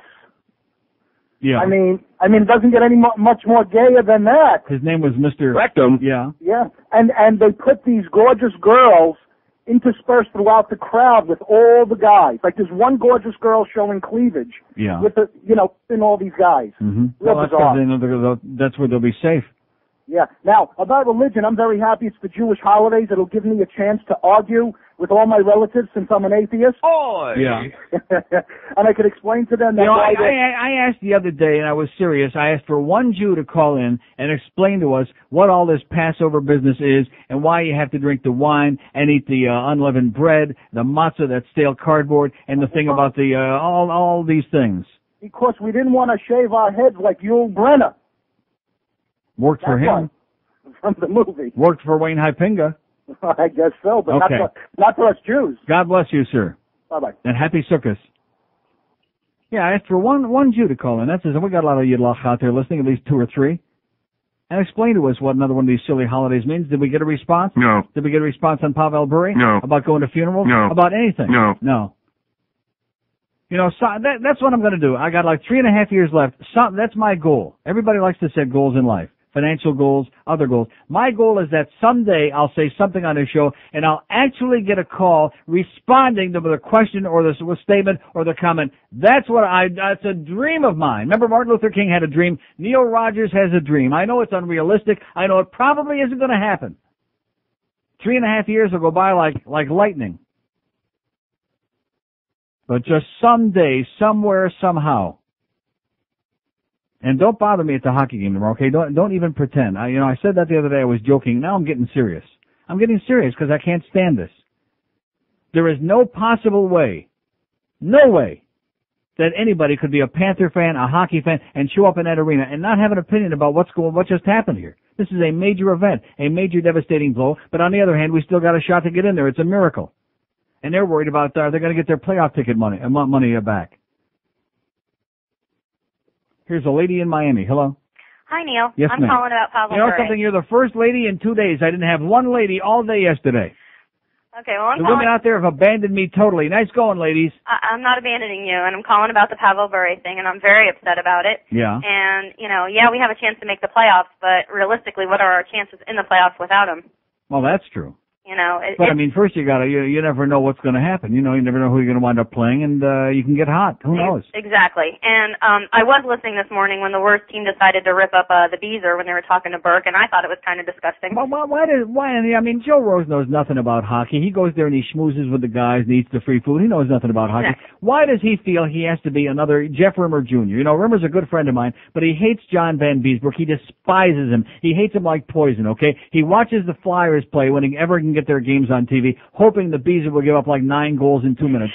Why? He gave us 4 great years. Exactly. The 5th year, he had some rough spots, most of which were created by the management anyway, and then he moved on. Exactly. Why do we have to knock him now? I don't get it. It shows All those no 5 class. years, the crowd was a Beezer, and he comes back here, and most of the people are booing the crap out of him. I don't boo him, and it showed absolutely no class. They shouldn't have even mentioned Beezer. It had nothing to do with it. I wish him nothing but the best. I hate the Flyers. I hope they lose every game. But if he plays a great game and they lose 1-0. That's good enough for me. You know what I mean? I don't wish him any bad. I rooted for them Sunday against the Rangers only because Lindros wasn't playing. Right. You know, but I hate them too. But yes, I root for Beezer. I hope he has a good year and all that. Speaking of Lindros, by the way, there's the dirtiest player in any sport right there. Exactly. The fact he only got 2 games for that hitting the puss of Peter Nedved, the fact he only got 2 games shows you the NHL's a bunch of phonies. Exactly. Because he's Lindros. That's why. That's why not only did he high stick him in the face, but like a half an inch away from his eyeball. Nice going, Eric. I'm so tired of Don Cherry and everybody else making up excuses for him. He's the dirtiest player in the game today and in any sport today. But then he goes around talking about his brother and concussion syndrome and this, that, and the other. But he's out there giving them all. But if he goes out and pokes somebody's eye out, well, it's he didn't realize he didn't know it. Exactly. He didn't know his stick was in the air. On it. Okay, well, I just wanted to support you. God bless you. Okay, bye. Thank you. See, leave it to a lady to call who knows something about Pavel Bure and about hockey. These guys out there, and oh my God. Now, you see, now it's the 30th of March. You know what's coming up in about 2.5 weeks, don't you?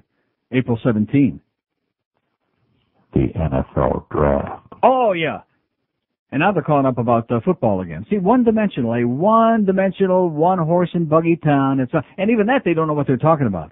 But that's the limit of their interest. Football. On the 30th of March. That is so far from my mind. I can't begin to tell you anything else in the world that's further from my mind than football. 567-0560, pound 560 on the AT&T wireless line. Here's Fort Lauderdale. Hello. Yeah, Neil. They were saying in the Herald that the Hurricanes actually have a light schedule. However, hockey is the only sport I know where teams with the losing record and out of the playoffs because of the pride they have in what they play, unlike other sports. They love being spoilers. Like the Islanders last night. I'm going to tell you, they gave the Rangers a run for their money last night. Gretzky didn't score that winning goal till like 2 minutes left in the game. Exactly. And they don't lay down. Right. You know, so it's one of these things where... Well, I mean, we got to go out there and win a lot of games. Oh, sure. But the fact that I'm telling you, Carolina is staggering. I mean, they are ready to be had. The Leafs pounded the crap out of them last week, and they blew a 3-1 lead against Tampa at home the other day. They're losing it. And in the Pavel Bure situation, am I upset that he's not going to be there? Yes, but in the long run, he's got 5 years remaining on a contract. Right. I'd rather have the man healthy than push him to the limit. And thank God we finally sent him to a real surgeon over there in Alabama, and we'll get him straightened out, and they'll do it right, as opposed to sending him to you-know-where. Yep, and you were right about another thing, or at least with Joe on the worst team this morning. At least he made a comment, what's going on with the medical doctors? That's right. Why don't they pick up on this? I mean, and if they do pick up on it, why force the issue? Maybe they like all those Cleveland Clinic ads up all around the walls in the arena, you know. Yeah, I guess you got to pay for the suite somehow. There you go. All right, sir. Have a great day, sir. Okay, we got 200 open lines, 5670560, pound 560 on the AT&T wireless line. See, the thing about funerals, that's too morbid for this crowd. They don't want, you know, that's, people don't die. Somebody just made that up. Nobody dies. I mean, does that make me a bad guy because I don't go to funerals? Yeah, it makes me disrespectful and a piece of crap, right? Thank you. Radio 560, WQAM, Fort Lauderdale. If you're one of the millions of people who've been praying to hear the Pope singing on his own CD, your prayers have been answered. Now, through a special arrangement with the Vatican, His Holiness is back, and he's singing better than ever on The Pope Sings. Please allow me to introduce myself. My name is Pope John Paul. Yes, it's Pope John Paul II, singing songs that will lift you up and make you get down. Please turn around, they're starting. Play that organ music, choir boy. Play that organ music right. Play that organ music, choir boy. Lay down and boogie and play that organ music till I die. Which might be so. The Pope Sings gives you the chance to hear the many sides of the owner of the Pope-mobile. Owner of a Pope-mobile, much better than the owner of a stupid hat. He's the product, and on this CD, he's the boss. You should be playing bingo. You should all go be gambling at the church. Play high stakes if you want to. You're helping the poor if you lose your shirt, so come out and play bingo. Beep, beep, beep, beep, beep, bingo. Be 18, please. Oh! Oh, 69. I-22. Wait a minute. So Pope Sings is available now at a special introductory price. Get it and save yourself $5. Hurry! There's no fact in the church. I'm sure. 1201 at 560 WQAM. To show you the world is crazy, which I've been telling you for 500 years, poverty rose in Britain threefold in the last 20 years. These are the people that are still supporting the royal family, the Queen, and that whole bunch of goyim over there. 1 person in 5 is living in poverty in Britain, 3 times as many as 20 years ago, according to a government report released Monday. The study bolstered the view that poverty increased dramatically under the 17-year rule of the Conservative Party. You know, Margaret Thatcher and that constipated John Major, which ended in 1997. 1 person in 5 in Britain is living in poverty, but they're still running around with the Queen and her crown and the jewels and all the tchotchkes and Prince Philip walking around with, like I said yesterday, with a uniform and all the crap on it. How do you like that? Talk about people living in the Stone Age who refuse to come into the 20th century before it ends. All of these things. Oh, my God. Millions and millions and millions and millions and billions, and God only knows how much money they've poured in to pay the Queen and her royal family of constipated assholes, of hornier than now idiots. And God, they are horny. They had to marry Prince Edward off, by the way. Oh, yeah, well, don't tell that story. Here's a mobile in Fort Lauderdale. Hello. Neil. Yes, sir. Hey, thanks for taking my call. Thanks so much for making your call. We all know about that Prince Edward. He has a wife, you know. Yeah, we know. Circumcised Jew from New York here. How you doing? All right. Great. I wanted to give you a couple little tidbits, couple opinions. First of all, always loved the Panthers, but when we heard about Pavel, when we got Pavel, my son and myself, man, we were so ecstatic. I mean, and he is so crushed. And I'm crushed, but he was actually almost crying when I told him what happened. How do you think Brian Murray felt? Yeah, I bet. They're drowning in a sea of tears over there. Let me ask you a question. Now, this is the same knee he had the problem with in the past. I mean, is this a career-threatening situation where he may lose? I wouldn't even guess, because you never know how these things are going to heal. I wouldn't hazard a guess. They're saying, well, we hope he'll be back as the same Pavel Bure that we always knew. And, with a knee injury, sometimes they do and sometimes they don't. I mean, this guy's, when he's on the ice, especially on our team, you got a bunch of mediocre guys that try hard, but, he's head and shoulders. He's so much fun to watch. When I told my son, he's 7 years old, like I told you, I thought this guy was about to collapse. At any rate, one more quick opinion, if I may. Yes, sir. With regards to the first team, I'm not crazy about Joe, not crazy about the other kid, but Geldy? Geldy's all right, but I must say, man, Defoe makes me ill. Yeah. That's one man's opinion. Based on what? What is it that aggravates you? Is it the fact that he's getting so fat? Comedy bits, and he's always the corny one-liners? Very quirky one-liners. He thinks he's a genius, and he's just he ain't all there. But that's one man's opinion. And the Saturday morning show blows. I'll definitely pass it along. Okay, thanks. Take I'll care. pass it along to the appropriate parties. Hey, Defoe, this guy thinks you blow, okay? And quit eating so much. 5670560, pound 560 on them. Well, where's our Passover calls? Where's our Pavel Bure calls? Where's our funeral calls, huh? Where's our Dick Casper call? Where's the Bill Cosford call? Do these people know about anybody?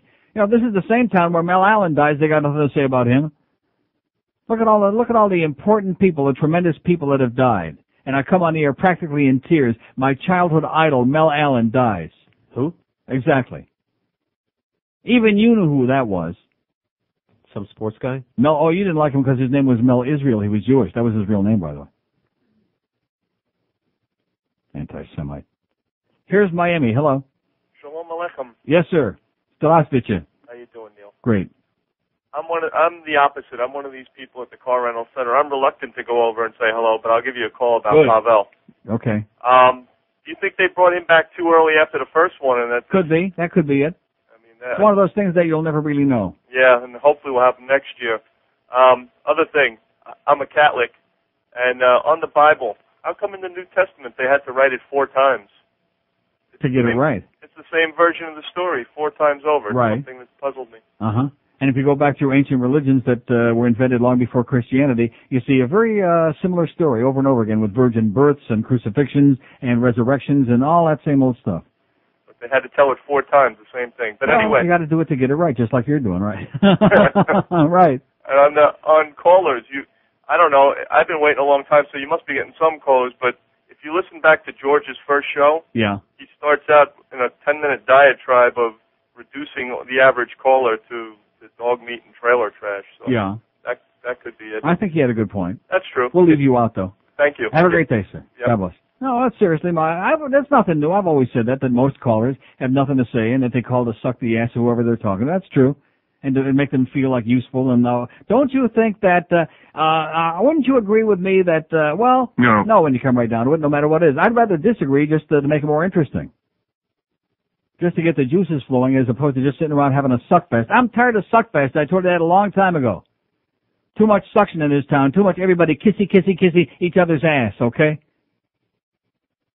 I'm not going to come on here and say that Joe Zagaki's a great talent because he was there at Sonny's funeral the other day. I'm not going to say that. Am I going to say that? Joe Zagacki sucks, okay? Okay.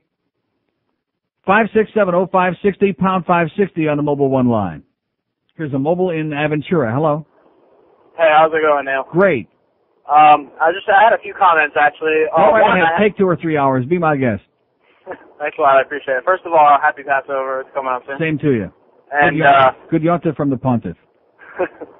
I got a question I appreciate your knowledge about hockey. I don't really know much about the game, but I enjoy watching it. Right. And I'm trying to learn. And I listen to your show every day as I'm driving to work all the day. And appreciate all the things that you say because it's really helping me understand, I want to tell you, I just want to tell you one thing. This is mine. I'm not making this up. I was thinking this. I was at the game the other night. Who the hell were we playing? Who were we playing the other day? Oh, the Jersey game. Yeah. And I'm sitting there and I'm thinking to myself, because, really the last 10 minutes in the overtime turned into a pretty exciting game. And I'm thinking anybody who pretends to be a sports fan or who works on a sports station like the people I'm surrounded with here who isn't really a dyed-in-the-wool hockey person, they're assholes, man. How can you be a sports fan and not love hockey? I don't understand. It is so much more exciting than all the other sports put together. There's no comparison. It really is, How can you compare football where they line up, they run a play, then they go back to the huddle, they hold hands, and they go up 69, up your nose, hike, and then a minute later they run another play. There's more action in 30 seconds of a good hockey game than in a whole football game. I really agree with you. I think there's a good correlation. Like if you look at baseball is a great sport because it combines such a great intensity in like this split moment, and it's so intense. But hockey. Yeah. When you look at hockey, it has the same kind of intensity, but instead of just taking a pitch and throwing it back to the pitcher and spending that time not watching scratching your nuts and hanging out waiting for Exactly. You watch action all the time, That's and it has the same intensity because the same exciting thing happen when like a goal scores. I think there's a good correlation there. But back to what I was going to ask about Pavel Bure. I heard you talking a few minutes ago about how they were like messing him up, sending him to some place that he wasn't getting proper treatment or whatever. Cleveland Clinic, yes. The Cleveland Clinic. Right. That's a problem? There's a problem with that? Well, I don't know, but it just seems like a strange coincidence that the Panthers all keep going there. They're the official doctors of the team, and they just can't seem to get anything right, Yeah, it's pretty funny. Dino with his back, he had to go back up north to get his back checked out because he's out for the season now. It seems like all of our guys, every time they get injured, they're just maybe not getting the kind of care that they ought to be getting. Yeah. I definitely agree with you. It's creating some problems, and it has in the past, too. Another thing I want to say is I've been over to Europe a few times, and the last time I was there this past summer, I went to the Vatican, and I walked in with a couple of my friends, and a couple of them got stuck outside because they decided to close the doors and lock us in there because the Pope was making some unregistered appearance or something because there was a death of one of the bishops or something. I don't know. Something happened with that. I don't really know much about the religion. Good. I happen Excellent. to be brought up in the Jewish Stay away faith, from it. Stay way away from all of it, pal. But it's so funny to look at these people dressed up in these costumes, and their cufflinks are worth like $1.5 million, you know? Right, that's right. And then the rest of the society, all the schleppers. What's that? All the schleppers come and give them their last pesos in all over the world. Yeah, it's amazing. Yeah. And it's interesting to go. I've been over to England, and you see, it's amazing how much money and how much It is amazing. how much time and effort is dumped into these people who are just born into, right. I guess this little... That's right. Born into this private club. Clique, you know? All these Germans posing as Brits, yeah. Well, listen, have a great day, pal. All right. And Ray Whitney's God. Ray Whitney has a pair, as somebody said. 5670560, pound 560 on the mobile line. We've got 428 open lines waiting on you. No waiting, instant, except we got to do commercials, of course, because we're way past the break. It's 11 past noon at QAM. Know that the Lord even loves Neil Rogers. Do you ever wish that your family and friends knew their Bible verses better? Yes. Well, I have the answer to your prayers. From the makers of You Sank My Martyr comes a game the whole family can enjoy, Crucifixion. Crucifixion is not just fun to play, but it forces everyone to know their Bible. And it's easy to play. First, someone picks a word or phrase from the Bible, and the rest of the group takes turns trying to spell it. But be careful. If you pick a wrong letter, your little Jesus doll gets nailed. I'll take a guess. How about a K? Nope. Sorry, Billy. I'm sorry, Jesus. After 3 nails and 1 spear to the chest, everyone loses.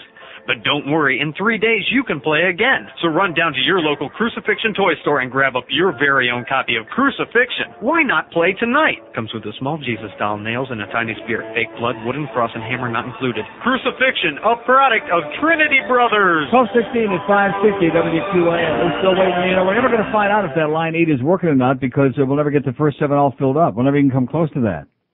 How are we? Let's see. Well, it's still got a dial tone on it, but it's had that for 3 weeks. That doesn't mean it's going to ring.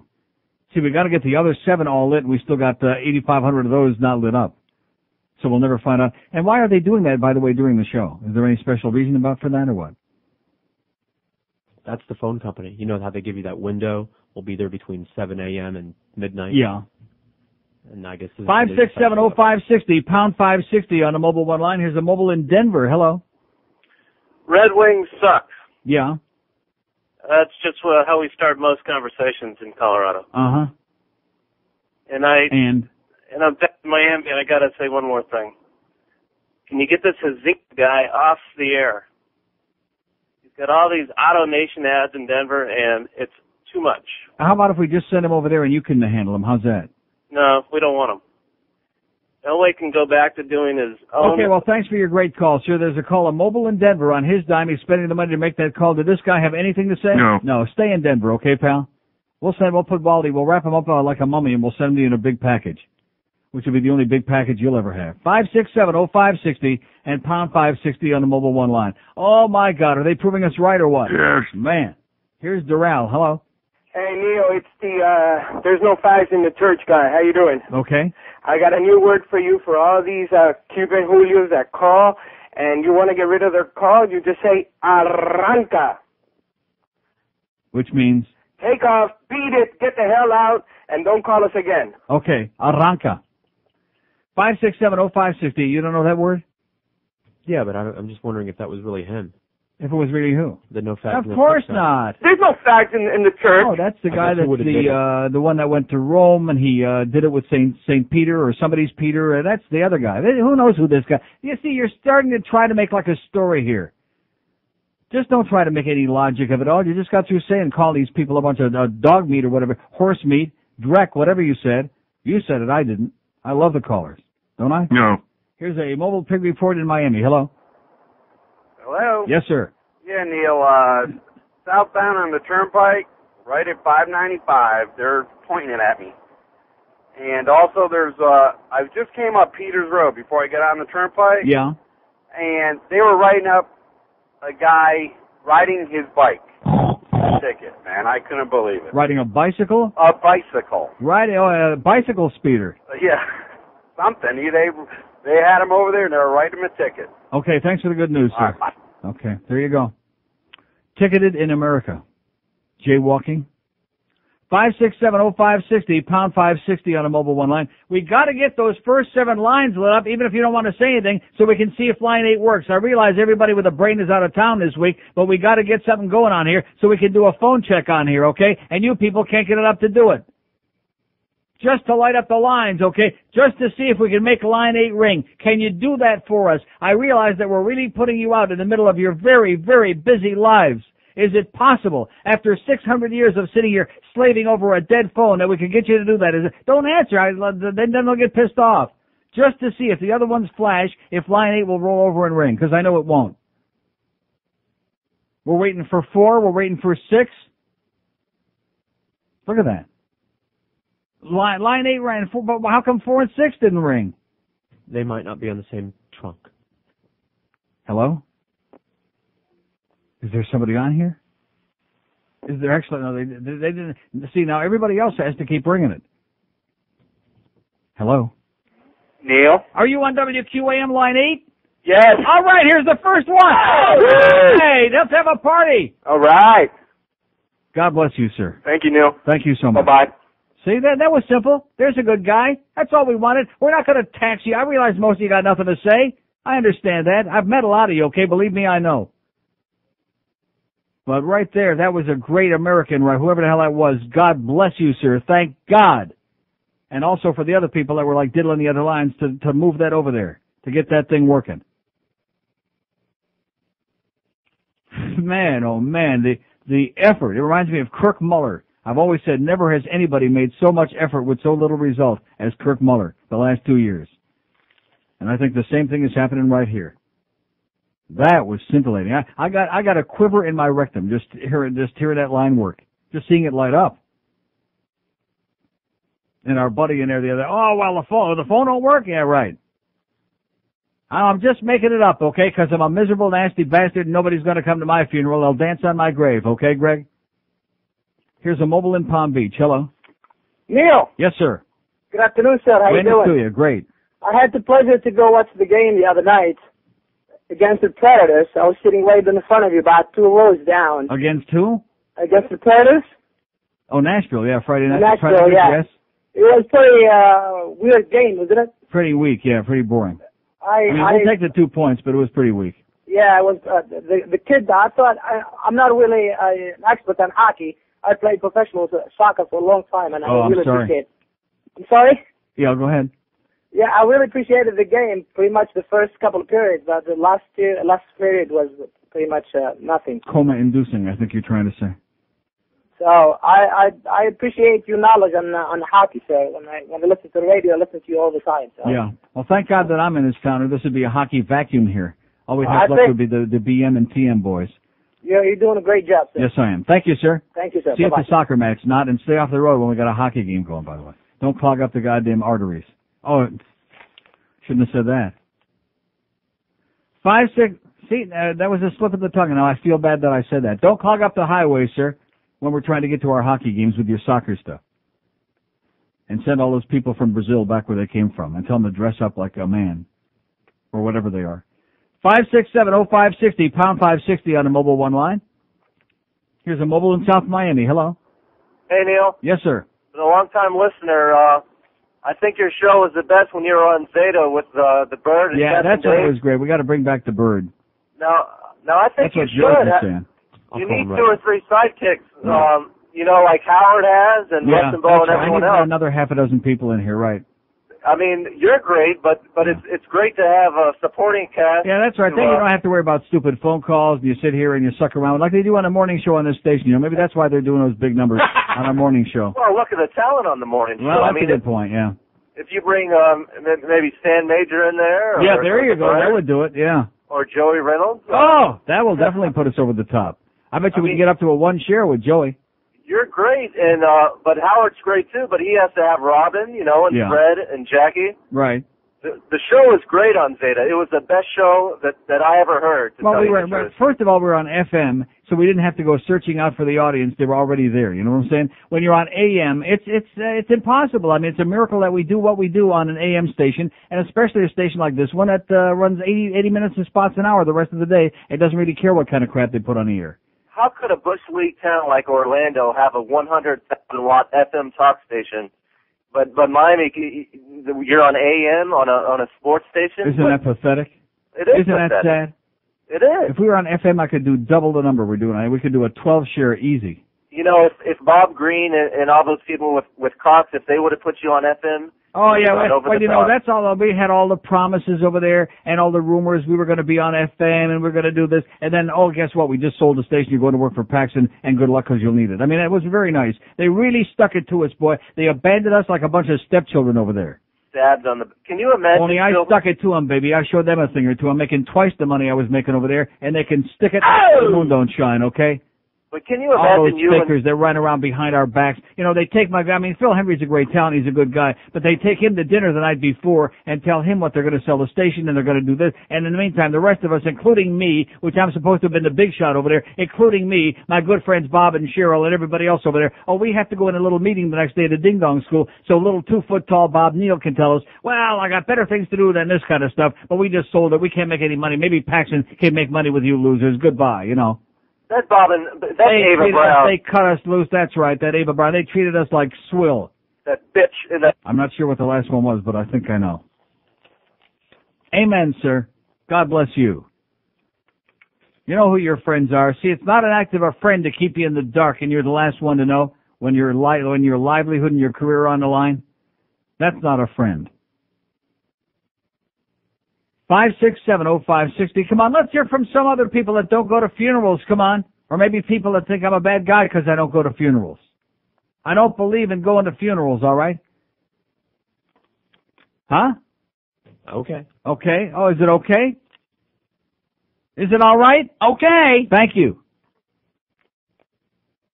I mean, there's pipsqueaks running around this place. Oh, gee, we were surprised Neil and George weren't there.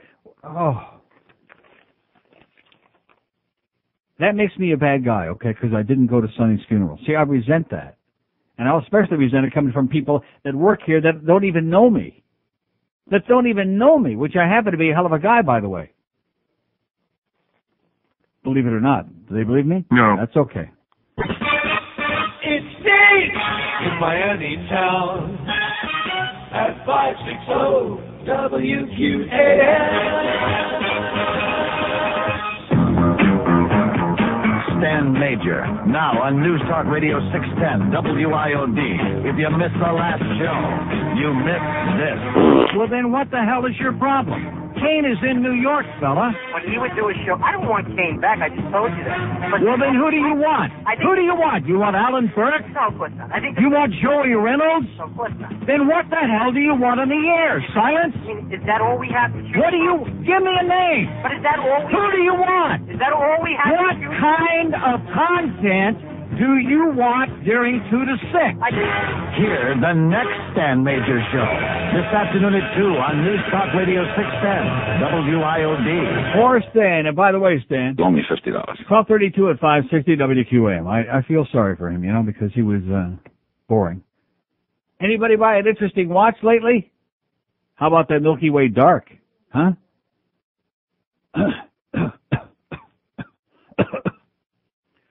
How about a good stogie, Stan? See if Stan were still around this place now. Like, I mean, God forbid. He'd be good on that morning show, you know? Wouldn't jar people out of bed in the morning. They could kind of like ease out of it. Maybe go back and take a siesta again. Share some of our great stogies from Nick's. He'd like that. 5670560, pound 560 on the mobile one. Our poll question is, will line 8 light up again today? No. No chance. No chance, baby. Hey, it's Pesach. It's Easter. You know, you're peeing on their parade. They want to do all its tradition. They like it. They get together with a family. They eat a bunch of stale crap. They have and what does brisket have to do with Passover anyway? Did the old Jews eat beef brisket on the Pesach? I don't think on Pesach. Was Jesus eating? Brisket is a Pesach thing, okay? You're not listening to our Lorenzo spots, mister. You better start paying attention. Also, you got something against Italians now, too? I thought they had to eat all that crappy stuff, like the crackers and the bitter herbs and yes, all that road food. And brisket. A tasket, a tisket, let's go have some brisket. Or a tisket, a tasket, I'm checking out somebody's basket. However it goes. Where are the Jews? Where are you Jews? God damn it. Every time some holiday lately comes up or anything like this, I ask on the air, I mean, just because I make fun of the Orthodox Jews and what a bunch of barbarians they are and how obnoxious, what's the big deal with that? You don't have to be Orthodox to celebrate Pesach. What's the answer? What has brisket got to do with Pesach, okay? What kind of things, like Stan Major said, there must be one Jew in this audience. Here's a lady mobile in Miami. Hello. Hello. Joe. Yes, ma'am. Behold, a Jew. All right, there you go. Oh! Actually, see, everything I want, it's the women. I asked about Pavel Bure, a lady calls in. I asked about the holiday, about the Jewish stuff, a lady calls in. These guys, they're from Hungary. They know nothing. We worship you. I should say I'm a lapsed Jew. You're a what? I'm a lapsed, L-A-P-S-E-D? Yeah, thank you. Oh! That's the best kind. Yes, I'm only Jewish when I hear an anti-Semitic joke. Right, that's and I right. get pissed off. Very, very good. I like that. Actually, I have a couple of things to talk about. I'm only gay when I hear somebody say something homophobic. Really? No. But anyway. You were talking about funerals a minute ago. The last funeral I went to was my late sister-in-law, and I remember being in the church and sitting there listening to these glorious eulogies, and the mother of the woman who passed away leaned over and said, "Who are they talking about?" Isn't that the way it yeah, always is? Exactly. I didn't recognize, whatever. Right. She was wonderful to everybody else, but her family was turning around saying, "What in the world?" Right. The other thing is, have you ever heard of these Atkins Diet Advantage bars? No. Oh, yes. Oh, Somebody God. gave me one of those. That's not that bad. They're bad. It's They're not that bad. And now, how many carbohydrates are in those, by the way? Hold on. I'm looking at it right now. 2. Oh, that's not bad. Not bad. So And it's low in carbs, but it tastes like crap. Well, sometimes you just don't want cheese. Sometimes you just don't want cheese and bacon or something. I'll tell you one thing. Cheese clogs up your liver. I think that's my problem. I've been eating too much cheese. I got to cut the cheese. Think so? I'm serious. Okay. The cheese is bad for your liver, and it makes it harder for you to lose weight when your liver gets clogged up. Actually, the thing that I'm really excited about is I'm going to the Dade County Fair tonight. Yeah. I went last week, but we're going back because we realized that there's probably still some food left. Mm-hmm. But we're going to see the Teen Idols show. Has anybody told you about this? No, of course not. They don't tell me about anything. Oh, this is great. They have an oldies show every year. One year they had the Mamas and the Papas, Right. with Papa John Phillips coming out on canes and stuff. And this year they've got Peter Noon, Bobby Sherman, and Are You Ready? Davy Jones. Boy! Wow. And I thought Bobby Sherman, he's some kind of a cop in L.A. now. I guess we'll find out. But I wanted to Yeah, he let is, you because know. on that VH1 thing they had on last week, he was on there. Really? Wearing his outfit. That's scary. Yeah. Maybe he's just part of the village people. And When you run into Bobby Sherman, tell her to butch up a little. Well, I thought I would get real close to Davy Jones. I'm surprised that those people are at the fair and not performing at Gulfstream. That's right, Hialeah is open now. I forgot. If Gulfstream were still open, they'd all be performing at Gulfstream. Yeah, what is with pumping air into these guys and bringing them back at all these oldies concerts? This is kind of scary. Got to make a living. Everybody's got to make a few bucks, especially Davy Jones. He's been through bankruptcy 200 times. I want to see if he really looks as bad in person as he does in pictures. Yes. I'm sure he does. I'm sure he won't be disappointed. I'm wondering. Have a good time, sweetheart. Yeah, thank you. And thank you so Bye-bye. much. Did she tell us about the brisket, by the way? No. I forgot to ask. 5670560, pound 560 on the mobile one line. We're looking for Jews. What? We got a Jew on 5? Here's a Jew. Hello. Oh, not this Jewish. Oh, no, not so Jewish as David accountant. This is what I got. I got no audience. I'm looking for a Jew. I got to have you crazy the hockey accountant. game. When are you going to come out of the Stone Age, mister? I haven't seen you since the hockey game, Rip When are you Neal. going to stop laying to filling and acting like some I barbarian just from laid 50 it million years this ago? morning. I'm Yeah, going to risk it for the brisket. You couldn't get laid in the whorehouse, okay, David? I don't want to. Good. What do you need to know about the Well, what does a brisket have to do I'm with the ortho that? man. It has nothing to do with it. The only thing a brisket has to do with it is that when you get together for a festive meal, generally there's a brisket. But being a veggie, I'm not eating that stuff. I'll just eat the canadle soup. Oh, I like canadles. So would you like some?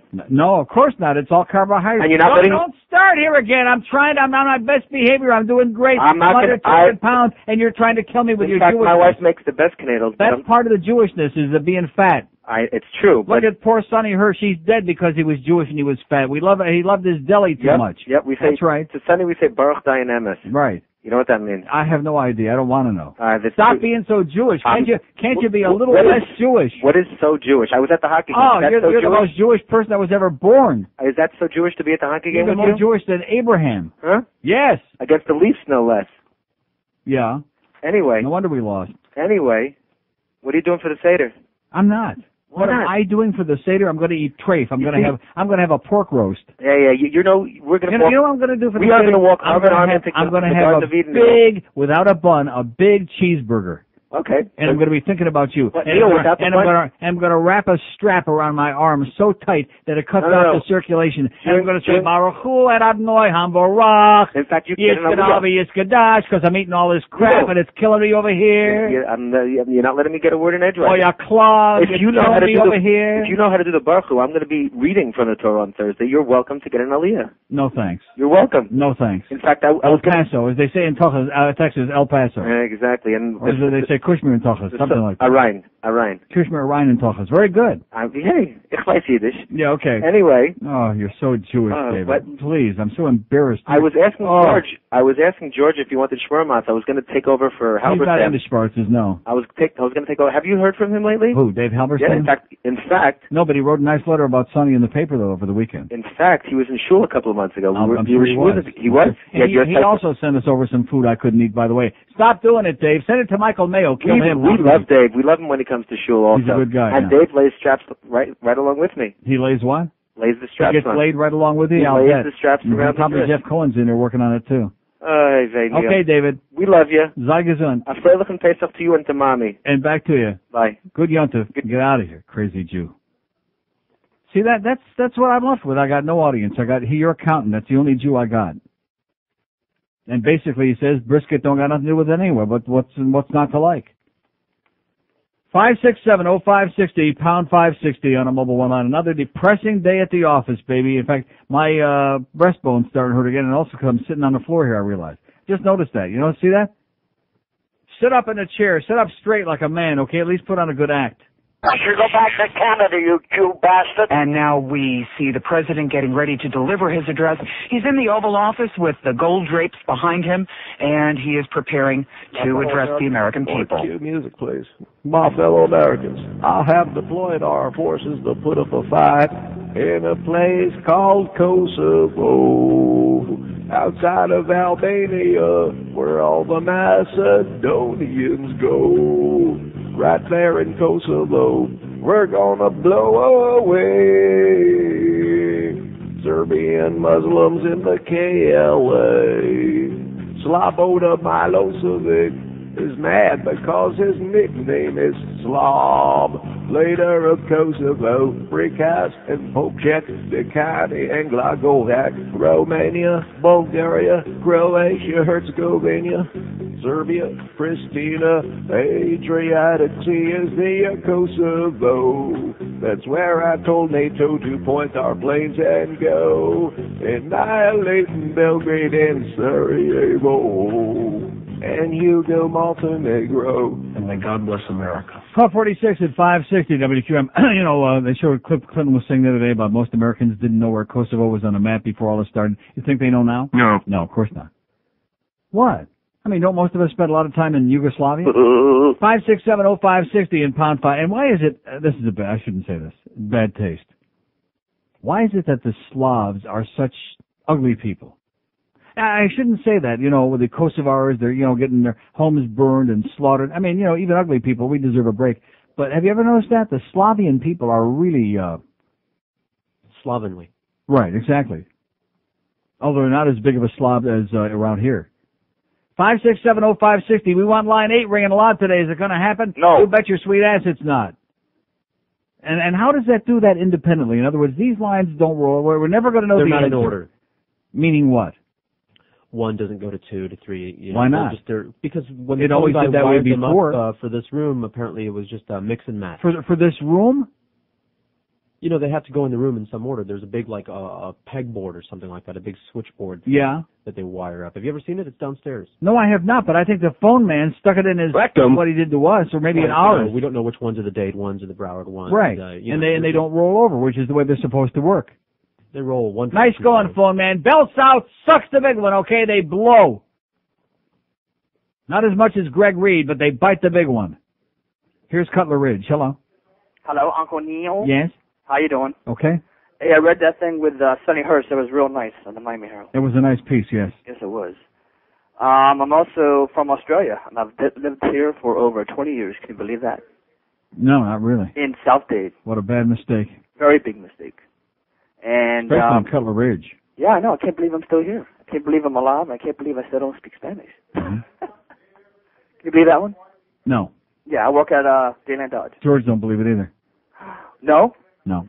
Do I have an accent? No. I thought not. Well, first time caller, long time listener. Doing good, and send my regards to Broadway. To Broadway. Okay, God bless you. 567-0560, pound 560 on a mobile one line. Here's Miramar. Hello. Neil. Yes, sir. Neil, you are so Jewish, and the way you come across. I'm Jewish? Neil, when you Not me. Your interaction with your accountant was It's not my accountant. It's George's accountant. I wouldn't let that guy anywhere near my one book. thing, George knows where to go for an accountant. That's for sure. George knows where to go. But I'll tell you that I just told him. interaction was so typically Jewish, and your wit comes out. So I'm typically Jewish. When a person that's Jewish calls you, Yeah. it almost enhances and makes. Well, I'm going to tell you, as a matter of fact, since you mentioned that, I guarantee I'm a lot more Jewish than these religious Jews, including his accountant. I'm a lot more Jewish than he'll ever be, okay? I know what it means to be Jewish. I guarantee I've had a lot more good deli in my life than David the accountant will ever have. I've had better kishki than he'll ever know. Exactly. In fact, just hearing from him tears my kishkis out. Just like my mother-in-law, Neil. Right. She's the same. See, I don't believe that Judaism is a religion, it's a way of life. I'm all for that. I think the Jewish people that aren't into religious bullcrap, and like the Orthodox, the crazy people, and the people with the Beanie Baby kids, I mean, those people need mental help, okay? But Judaism from like a culinary, like good delicatessen, like a good brisket, like great kishki, now you're talking my language. Neil, I'll tell you. I love brisket and a kishki on the side. When you mix a little bit of both, when you mix what you believe is what it is, and you mix a little bit of the history and a little bit history of what? The history of the people. History of people that keep getting killed because they won't accept the Savior. I think that's exactly. Pretty soon you got to catch the message. Get with the program. Sweet Jesus. But when you mix a little bit of it together, I think that's when you get the best of both worlds. There you go. Hey, take it easy, Neil. And Manashtana Halala Hazeh. You see, I told you. There you go. Bye-bye. Arrivederci. Shalom. Haksachois. 56705. Like I told you, there's too many goyim in this town. We look for Jews out there. This guy's married to a Jew. Then we got the one Jew is David the accountant. Boy, I mean, you're losing when that's the only Jew you can drum up on. 4.5 million people in this town. I guess the Jews all got out of town for the holidays, right? Yes. 5670560. And of course, I'm asking a question like brisket. Does brisket have something to do with Pesach? No. Not necessarily. It's just always good to have a good brisket, and I agree with that. Especially if it's got real juicy. Oh man, nothing like a good brisket.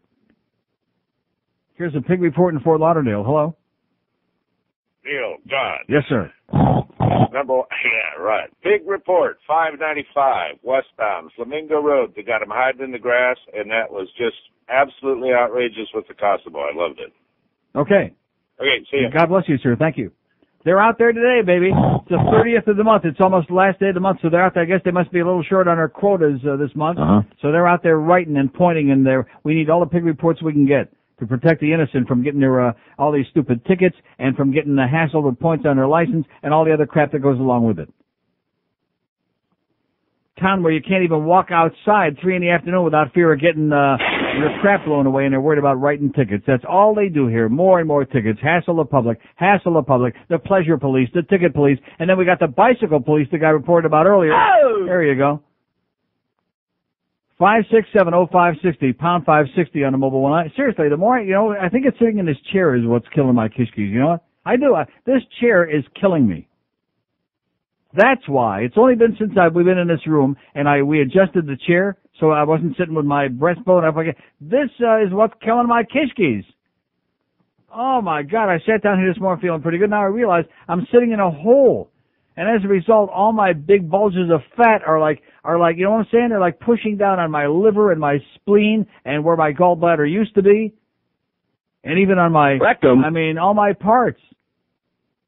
It's a major miracle that any of these things are working now. All of these things are like under pressure from the position of this goddamn chair. Maybe if I raised it way up in the air, or something.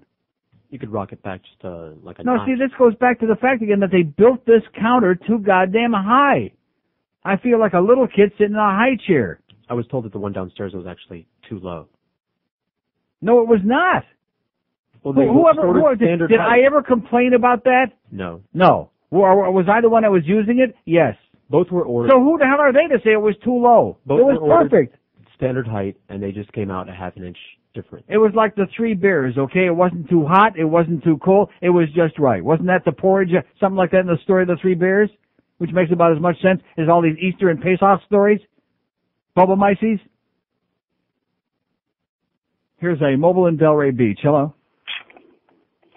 Mobile in Delray? What was that? What was that sound? Like that. Did you just... Oh, cut one. Okay, well, get it out of here, quick. 567-0560, pound 560 on a mobile one line. Dr. Mark again. I'm sitting here, my kid. You know something? You need to help me survive, mister. What? No, actually, you know... I'm telling you, I got pains, I got liver, I got both sides, right side, left side. Well, why do you keep saying no, no, no?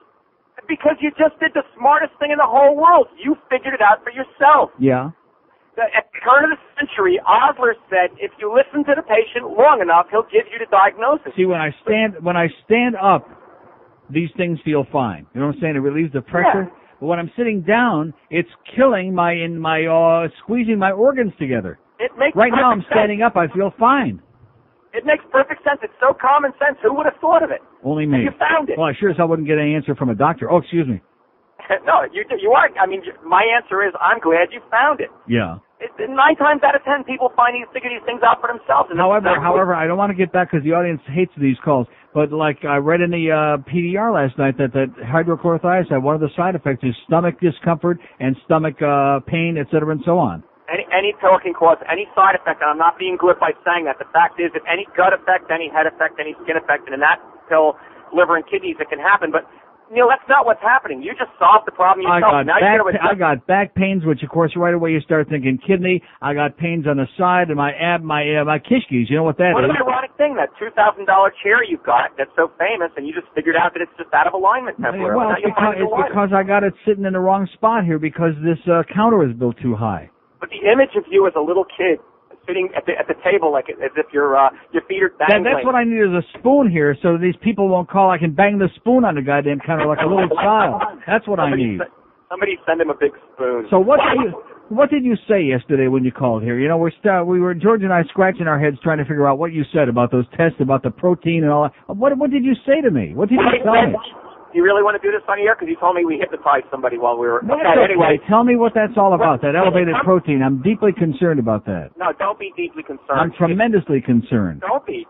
I'm neurotic about it. Well, no, you can leave out the about it. I mean... Yeah, that's right. I agree. I'm neurotic. I work here. What I was concerned about is that you weren't working on some men in your age group, and you'd be early, and have certain kinds of early, what we can call them leukemic processes. They're not malignant, but they make proteins that can cause rashes and changes in your circulation and that sort of thing. Yeah. That's what I was looking for, and you did not have that. Yeah. If we recheck that protein in 6 weeks, it'll probably be normal. Right. And what about that globulin that was like 1.2 high? That's what I'm referring to. It'll probably be normal. I'll bet it won't even be there in 6 weeks. Yeah. Well, I'm not going to wait 6 weeks. I'm going to do it in a couple of weeks. Okay, whenever you say. We're at your beck and call. Because I want to see that this HCT cutting it way down to like almost nothing is, my sugar is great. And by the way, I don't know if you heard what I said before. I look with amazement in the PDR, and another one of the side effects of taking that drug is elevated LDL, which mine was 158, which has almost never been that high, and elevated, lowered chloride. Usually, well, that's, yeah. So a lot of the results of that last test that we did was because of taking that drug, and especially 50 milligrams, which is way too much. You're correct. And you're absolutely correct. In fact, that drug's been around for 40 years. It's very safe. It's very effective. Most people have no problem with it. But you're pointing out something that it took a long time discovering. People figured that if you decrease hypertension, if you improve blood pressure, that naturally mortality would improve. In other words, you'd live longer from you not having heart attacks and strokes and stuff. Yeah. And they could never figure out why that didn't work until they discovered LDL about 25 years ago, and it turns out it does slightly elevate LDL.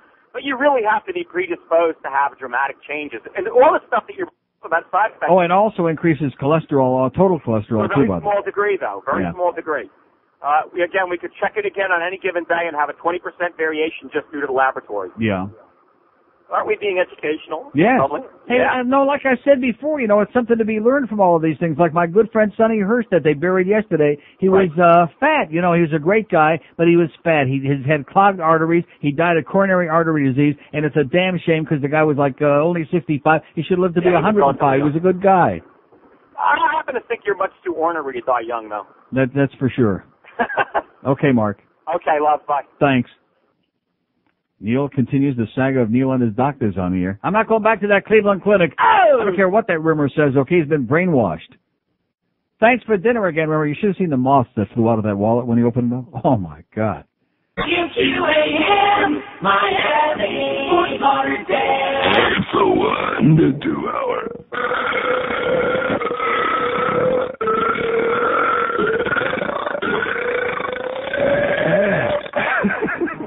Robin Williams is Patch Adams, the doctor who uses humor as medicine. What's the news on our little boy? Well, Mr. and Mrs. Smith, your son has rectal colon cancer, and he's going to be dead soon. Oh, God, no. Hey, pull my finger, would you? What? Stop, pull my finger. Hey! No. Come on, pull it. Okay. Okay. Whoa! Whoops. Comedy is medicine. Nanu. Patch Adams, the doctor with laughs. You've got AIDS. Whoa! AIDS, that one too.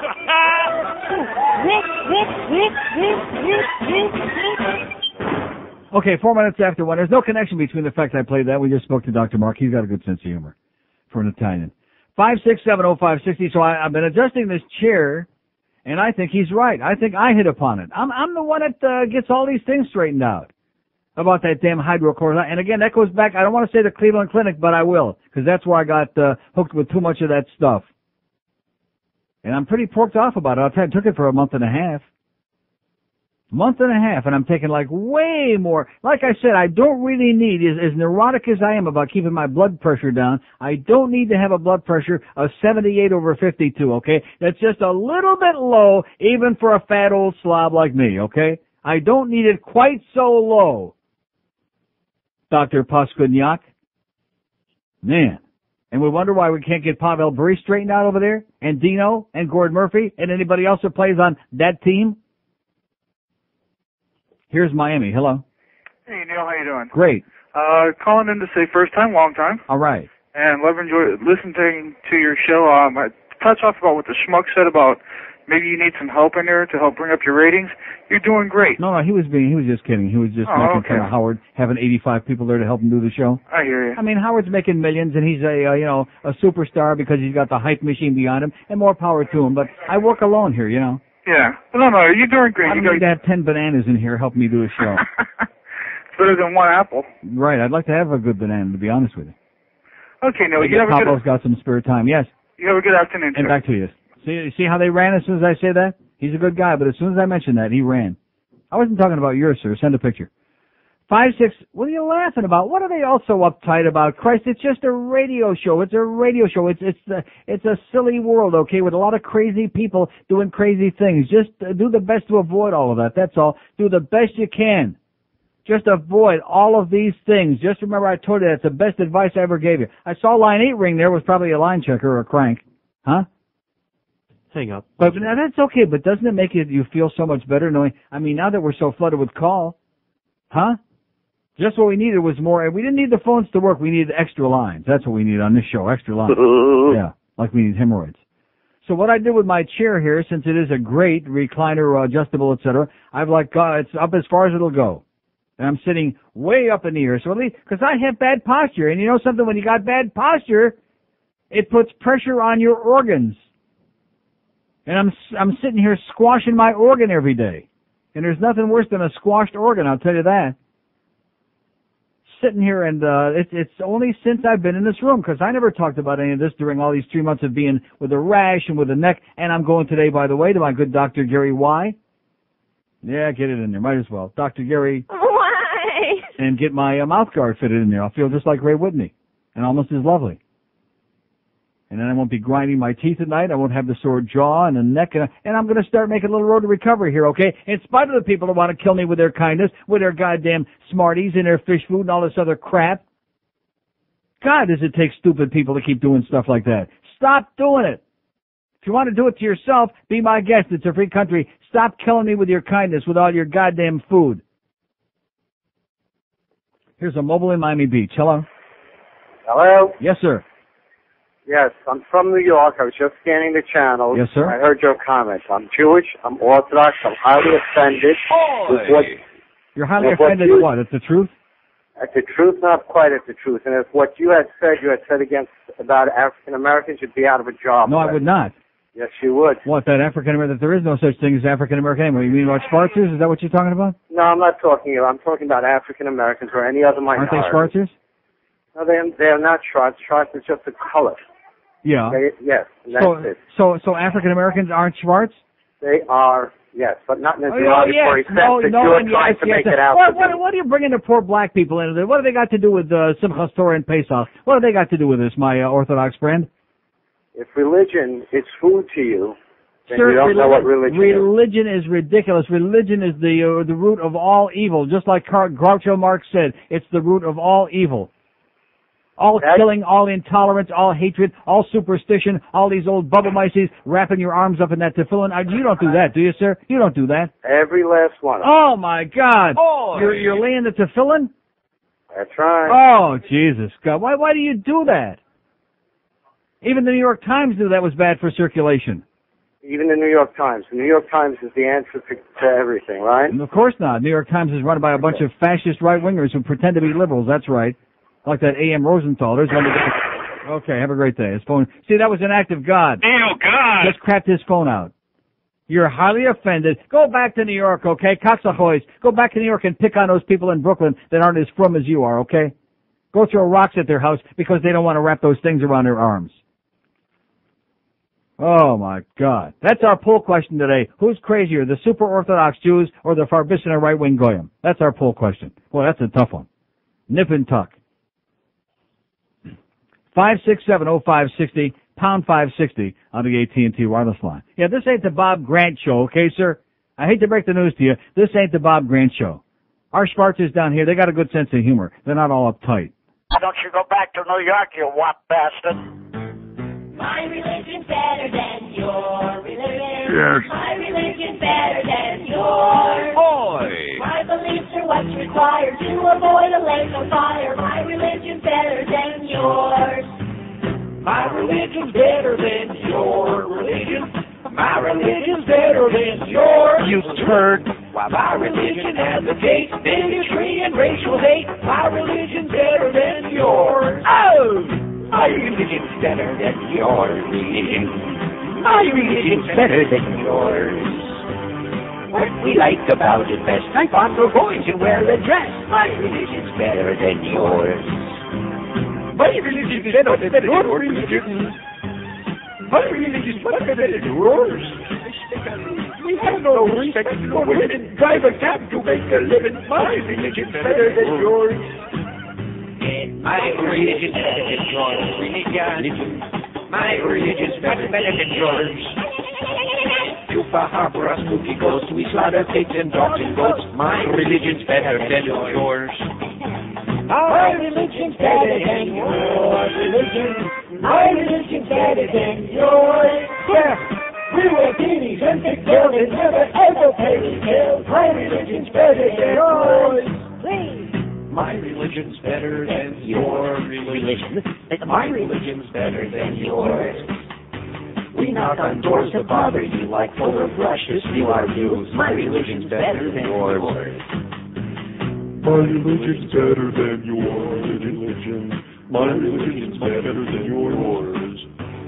We wear ties and ride our bikes and get to marry lots of wives. My religion's better than yours. My religion's better than your religion. My religion's better than yours. Oh, we're fine. We don't want to use our brains. We're mindless lemmings on parade. My religion's better than yours. It's 1:15 at 560. WQAM, we have a New Yorker in our midst. As if we needed another one. Go back where you came from, pal. Okay, we got enough of your kind here already. Enough crazy, super Orthodox, super religious. We got enough. David the accountant, that's one. That's all we need. But unfortunately, especially over there on the beach, we still got all those old crazy people wearing all the heavy clothing and the big hats and their talis and their tzitzis and their whatever else they're wearing, schlepping around. It's 100 degrees in the shade. They smell like they just crawled out of a dumpster with the Beasleys. And they're wrapping their arms up in the tefillin, and they're cutting off the circulation, and they're going, oi, oi, and they're like those crazy people in Asia that flagellate themselves with the chains. They're whipping themselves with it. They're whipping it. Here's a mobile in Sunrise. Hello. Hey, Neil, good afternoon. Yes, sir. Yeah, I love those phone calls that start out with a preamble that says, I'm from New York, and I just happened to find you on the dial. I was just flipping it, yeah, and the dial, too. Hey, on the... I forgot to tell him. Cox Ahoy, but anyway.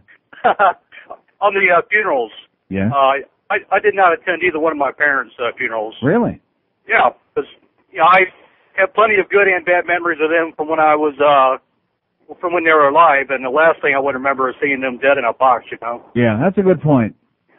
And in fact, now that you mention that, I think if I'm around, I will not go to my mother's funeral. I think you just talked me into that. And I'm sure people will find that very offensive. I mean, what's the point? I mean, I go there like tomorrow. I'm going there for lunch. When she's alive, I go see her. But what's the point of going to see her in a box? Yeah, enjoy her while you can. The other thing is about the religion in schools. Yeah. If I want my kids to learn religion in school, I'll go get one of those, what is that just given away for people who want to send their kids voucher? to You get a voucher? Yeah. Yeah, I'll go get a voucher and let them go to a Catholic school. Right. Go to Catholic school and get molested. All right, I'm out of material, man. Okay, pal, have a great day. Thanks. God bless you. Yeah, there's a couple of good lines here in this Herald editorial. Yeah, even when the Herald is right, I tell it like it is. It says, why do people take offense at inspirational messages delivered at public gatherings in public places, and why especially in public schools? The answer is simple. Attending school is compulsory, and no parents, especially people of faith, want their children proselytized. Oh! Right. So let's see if Governor Jebster, as it says here in the last paragraph, lives up to his pledge to not try to push this through, which I wouldn't hold my breath, with his school vouchers and every other attempt to turn this into a Christian state. Unbelievable. No, very believable, because that's what it's all about. That's what the right wing's all about. Intolerant assholes. 5670560, pound 560 on the AT&T wireless line.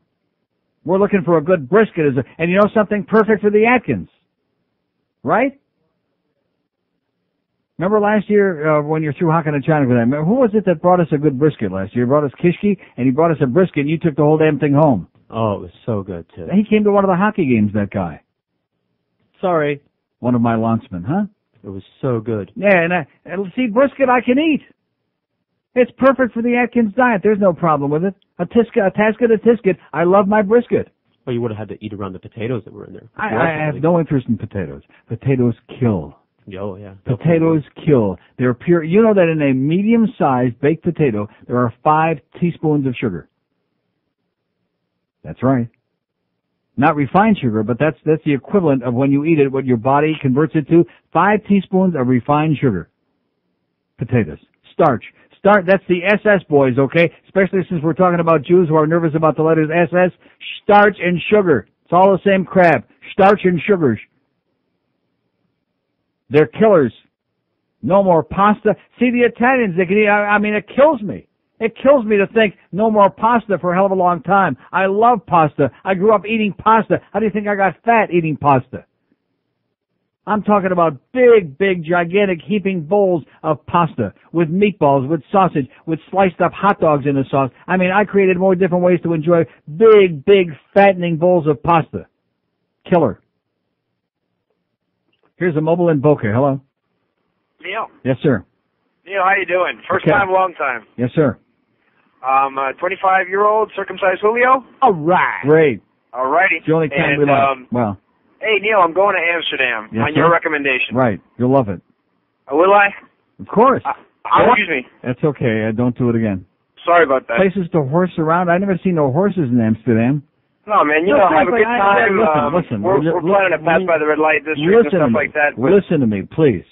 Yes. When you go anywhere near the red light district, that's all you'll need to do is walk out there on the streets. You'll see all these amazing places, and you'll just have the time of your life. You don't need any directions, believe me. Trust me. No. How about hotels? Do you recommend anything? Well, I mean, when are you going? I'm going at the end of April. At the end of April? At the beginning of May, end of April. Well, it's a little bit late to be thinking about hotels now because it's Queen's Day, April 29th or 30th, whatever it is. It's going to be harder than hell to get a hotel. Yeah, no, and the tulip season and stuff like that. Right. It's a whole bunch It's going to be hard. And the hotel, too. Yeah, exactly. But be sure and book something before you go, or you're going to be sleeping in the bus station. Yeah, we're booking now. Neil, I saw you actually at the turnout at the Ben & Jerry's in Aventura. Right. I was the guy that had listened to you ever since University of Miami days. Yes, sir. You guys didn't get a big turnout there. Not there, no. Well, first of all, the store, I mean, with all respect to my friends over there, the store's the size of a broom closet, number one. And number two, it's impossible to park in that joint. I mean, it took me like 10 minutes to figure out what to do in there. It's tough. Yeah. Well, thanks for the advice, Neil. Okay, have a great time, pal. Have a good one. Love you, bro. See you on the damn rack. They're all going to Amsterdam. Now we're talking. Hey! Yeah, there's a place where they know what freedom's all about, where we don't have a bunch of farbisan or religious nuts running around telling us what to think and how to do and telling us what to say. That guy from New York, you got a lot of chutzpah, man, I'll tell you that. Coming down here and calling up a radio show and telling me if you're offended, you know something, I feel I accomplished something today. Oh! You ought to be offended. I'm offended by your behavior. How do you like that? 567-0560, pound 560 on the AT&T wireless line. Here's Miami. Hello? Neil. Yes, sir. Hey, how you doing? Great. Couple of things. Oh, I feel so much better sitting up in his chair now. It's a miracle. All right. As that guy said before, it's a machaya. Well, I just want to let you know I'm halfway through Farewell to God. Right. One of the best books I've ever read. Just say no to God. That's right. Just like Nancy Reagan said, just say no to God. The other thing is I'd like to complain real quick about about the arrogance of lawyers in the legal profession. Yes. I had to go to traffic court 2 weeks ago for a minor traffic accident, and I get there's a bunch of people in the courtroom. There's about 15 lawyers or so, you know. Well, for some reason, when court starts, the lawyers get to go first, one right after the other, appear in front of the judge and be on their merry way. And then they get to the little people like me, you know, that are in the back. Are you a little people? Well, you know, I'm speaking sarcastically, but I finally get up to see the judge. The cop isn't there.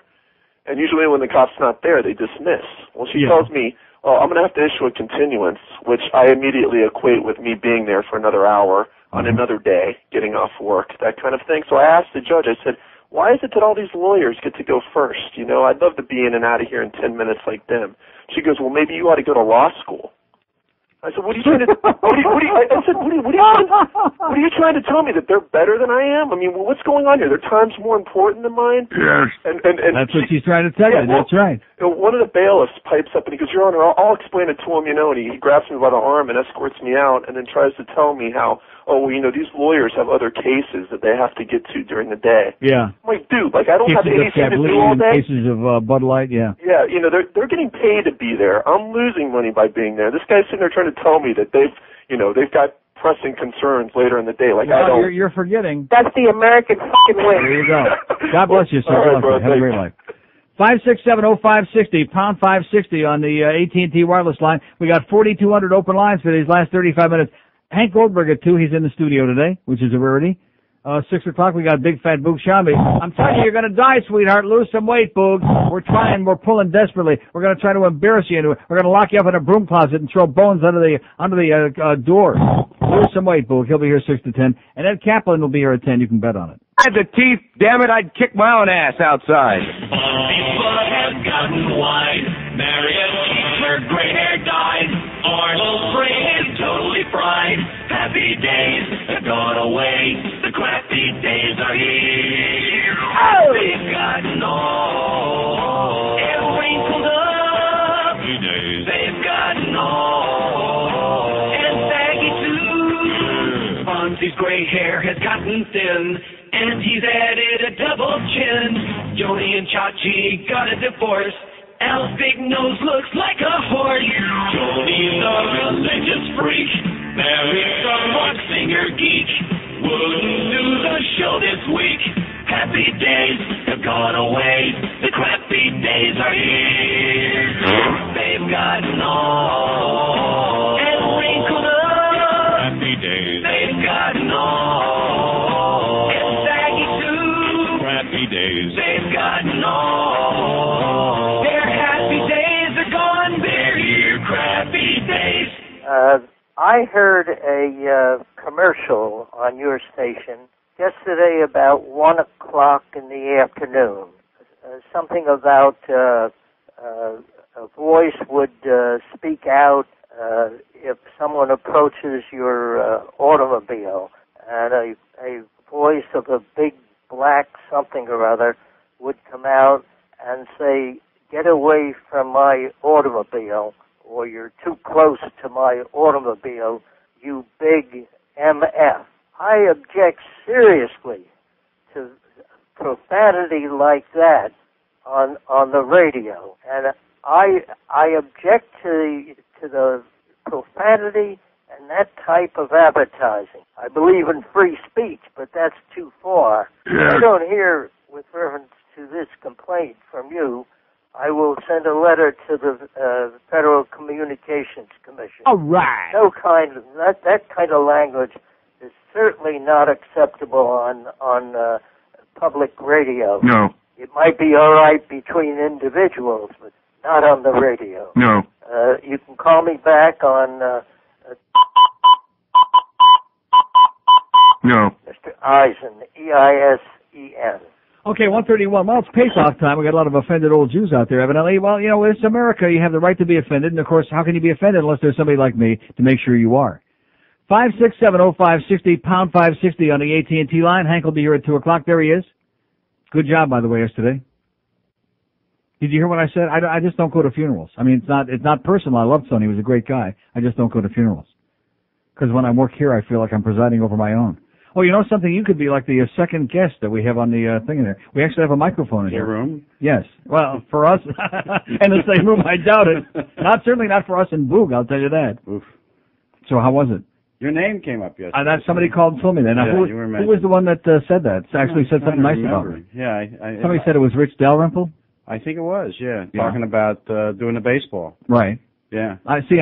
Coming from Sonny, haven't said that. I appreciate that. There was a lot of history there.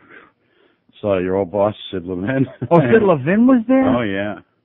And Bob and Cheryl, I'm sure, were there? Well, Cheryl? No, I didn't see Cheryl, but I didn't see everybody. Cheryl wasn't there? I don't know. I don't know that she wasn't. All the old engineers were there. Saw them. Between? Didn't see Mitch. I bet you Art Smith wasn't there. No. Hey, in fact, talk about morbid. I was reminiscing the other day about all the people that I worked with in radio that have died since I've been here. You know? Yeah. Like Jim Harper at, did you know Jim Harper? Yeah. At IMZ? And Bill Calder, of course. Yeah. And, geez, long list. I'll tell you though, it wasn't a sad occasion. You No, know? that's what I get. get. It was done the right way. You know, it was really, if you're gonna have a funeral, it went well. You know, it was people had the right attitude, and yeah, it's sad. I mean, Sonny. Yeah, he just should have taken better care of himself. Right. I heard you. Like yesterday. us. We're fat and I mean, I don't think there's anything wrong with saying that. No. Here's the guy that everybody would love to see him live to 95. Now, 65 is not old. When you live in South Florida, 65 is like a teenager. Yeah. He just didn't take care of himself. No. I mean, it wasn't just that he was fat. He was a little overweight, but you know, he loved to eat. Too much you deli. said yesterday. Too much deli. Too much chicken fat. Too much kishki. Yeah. I just came from the doctor. And I've lost 34 you have, pounds. yeah, you're doing good. I've lost 17, so you've lost twice as much. So but I was twice as big. At least it's called survival. You know, you reach everybody needs to get the scare of their life. I don't know about you, but when like the blood test I got last week, scare. And he brings it in, my cholesterol's high and my LDL is high, and that's it. You know. Yeah. I had some blood work done today. I'll see how it is, but. I was talking to the doctor over there. Mount Science come up with a diet that's very similar to what's in to Atkins and what's in the book you gave. Right. And it's not that they discovered it or anything like that, but you know, he's telling me the same thing you were saying. I was listening on the way over here. You know, you'll eat plenty of brisket this week. You know, don't worry about that. What's wrong with that? And full mayonnaise. Don't eat low fat. No. Low fat dressings because low fat dressings got more carbohydrates. Yeah, and full of sugar. Full of what? Oh, sugar. Yeah. I was going to say something else. Did I do that here? Risk your show? I know a lot of people around here are full of what you were starting to say, but not mayonnaise. Yeah, that book is great, and you know, I know you think it sounds silly, and you don't have to admit to us on the air that you ever start doing it. But the olive oil on the feet, it's miraculous. I know you don't want to do it just before you hop in the sack, and if there should be somebody else in there, maybe you want to wait until after, whatever, you know. But I'm serious, it's great. I could qualify for it because I sleep alone. Yeah, unfortunately. Yeah. So I guess I could do that.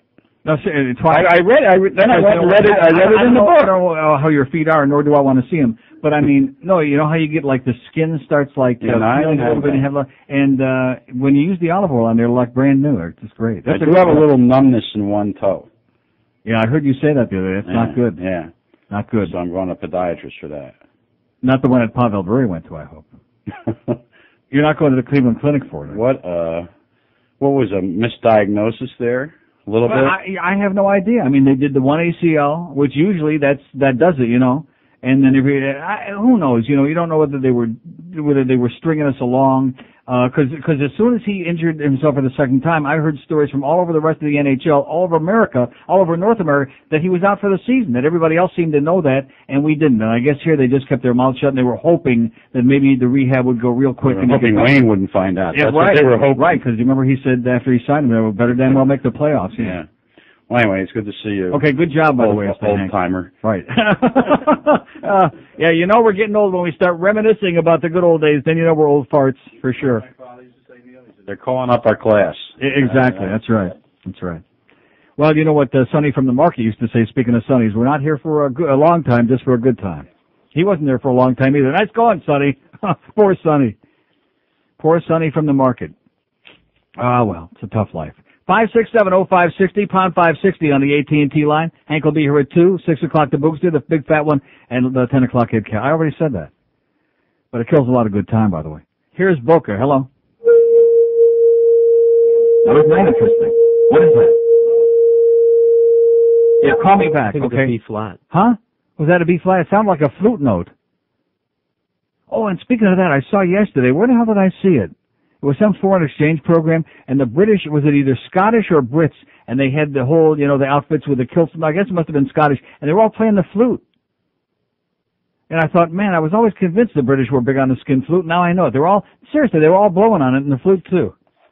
5670560, pound 560 on the AT&T wireless line. Sounds to me like you're still potchking around with our phone, is what it sounds like from that sound, huh? Let's see what the, Yeah, see that? He's not even... Hello? He's still on there. I can't disconnect this guy. He's trying to speak to me. One more time. Okay, hold on. Let's put him on hold. It's Zamfir. Yeah, it's Zamfir with the skin flute. That's right. With a slide whistle. He's sliding on it.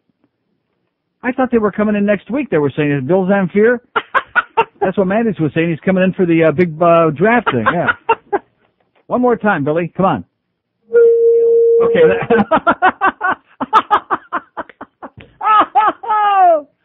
This place, man. Hank and I are talking about dying over here. This place will do it. If nothing else does, this place will kill you. I'm dying over here. Clean up the brown stains in your underwear. Clean up, put on another pair. Clean up the cum stains right here on your sheets. Clean up whenever you eat your meat. Clean up, try some douche, it works the best. Clean up whenever you have sex. Ooh, pandas. 143 at 560 WQAM. QAM, hello. Hello? WQAM. See? Line checker. Totally got them by surprise. They can't handle it. Can't handle the pressure. Here's a mobile in Boca. Hello? Hello, Neil. Yes, sir? How are you doing today? Okay, I was doing great till what's happening with this phone all of a sudden? It's going spastic. It's going nuts. I don't think it was my phone. I was the one that you were trying to get through and it kept coming back. I give you my word, I wasn't doing anything improper. If I could real quick. Yes, sir? I've heard you talk about... Oh, it's definitely on this end.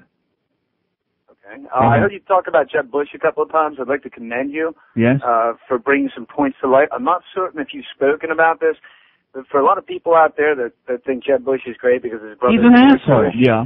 You know... what was so great about George Bush? Well, nothing. That's one of my whole points. I mean, what George Bush gave us was Saddam Hussein and lied about no new taxes and all that other bull crap, and that's why everybody said goodbye, George. So what was so great about him? And his son's the next presidential candidate for the Republican Right, Party. the other because son, he right. looks good. Right, that's right. But for people that don't know, Jeb Bush was knee-deep in the Keating SNLs and got a free ride because of his father. Yeah, but we knew about that before the election. Right, but people still voted for him. Here's the real one, and I'm not sure if you know about this. You know, David Alexander and his other two partners that were part of the re-election campaign he did, they are the individuals that have the biggest school management companies in the state. Yeah. And they're the individuals that are going to clean up on this voucher system. Right. It's the Keating SNLs all over again. And when I bring that honest point up to individuals that voted for him, Yeah. they give me this look like, well, he's a pretty good man. They don't you understand? If you start talking issues in the state of Florida, why are you losing your mind, sir? With all due respect, they don't know from issues. All they know is they recognize the name. They know the name. Whether it's Raul Martinez, whether it's used to be John LaMello, and so on. If they go out there and they know the name, he never stole a freight train. I know the name, therefore he must be okay. That's all they know from here. Well, I think it's pretty sad. I think maybe the Xavier Suarez, Joe Carroyo, same old tired faces over and over again because they recognize the name. That's all. Well, have a good day, Neil. And back to you. Good luck to us. 5670560. We got 2,000 open lines. We're never making it until 2 o'clock. I'll tell you that. Never going to make it till 2 today.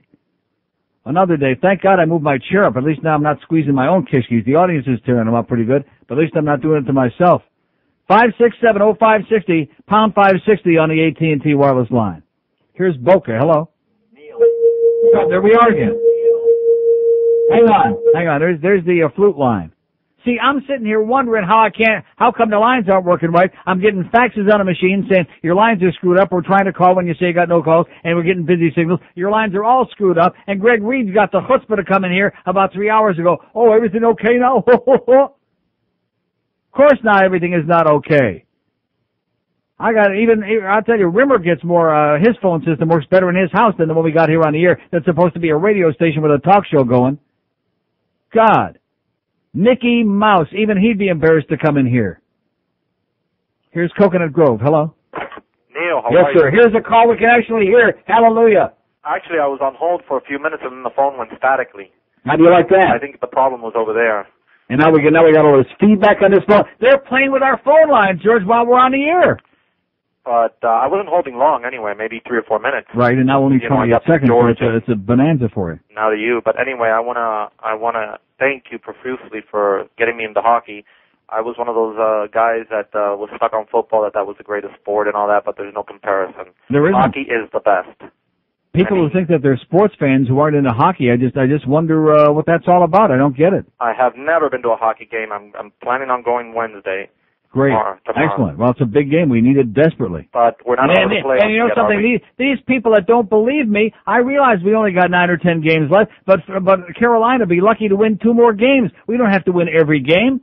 Then we still got a shot. But for those nerds out there that think that football is a rough sport, I got news for them. They're a bunch of pussies compared to hockey players. I mean, hockey is the greatest sport. I mean, I used to watch it years ago, but ever since the team came to the town, I mean, I'm like, and everything I know about it, which is not much because I only know a few names and a few teams and all that, so I'm learning. It's all because of you. You're Neil God. You're the best. God bless you. And I love you. And Bye-bye. thanks for the suck job. Thank you. Hey, listen, Peter Nedved gets that high stick from Lindros the other day. He's half an inch away from his eyeball. He's bleeding profusely. They want to take him to the locker room to stitch him up. He says, no, I want to get back out there, okay? And he finishes the period. Then, of course, he was like swooning, so he couldn't finish the game. And then he wound up playing again last night. Did he or didn't he? No, he did not. Couldn't play last night. But he came back in that game with a big gash on his eye as Eric Lindros tried to punt. And anybody that wants to tell me he may be a great player, and he is, Lindros, dirtiest player in any sport in the world today, Eric Lindros. It's disgraceful the way what this man does with his stick work, and then he runs around, like the guy said before, crying about his poor brother Brett. He had to leave the game because of 8 million concussions, and Eric's had a couple, what you give is what you get. Okay, sweetheart? Now, then here they're starting with the music again? With the jungle music over here? Starting. What? What do you mean starting? Has that been going on? Sure. Well, what is that? That's life on the 3rd floor. No, it is not life on the 3rd floor. That's the production asshole again. My God, are you out of your mind in there?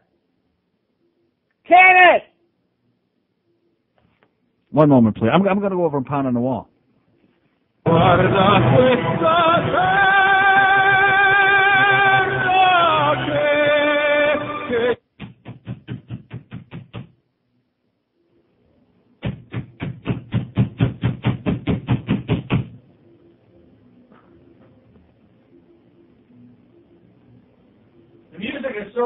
can't even hear me pounding on the goddamn wall.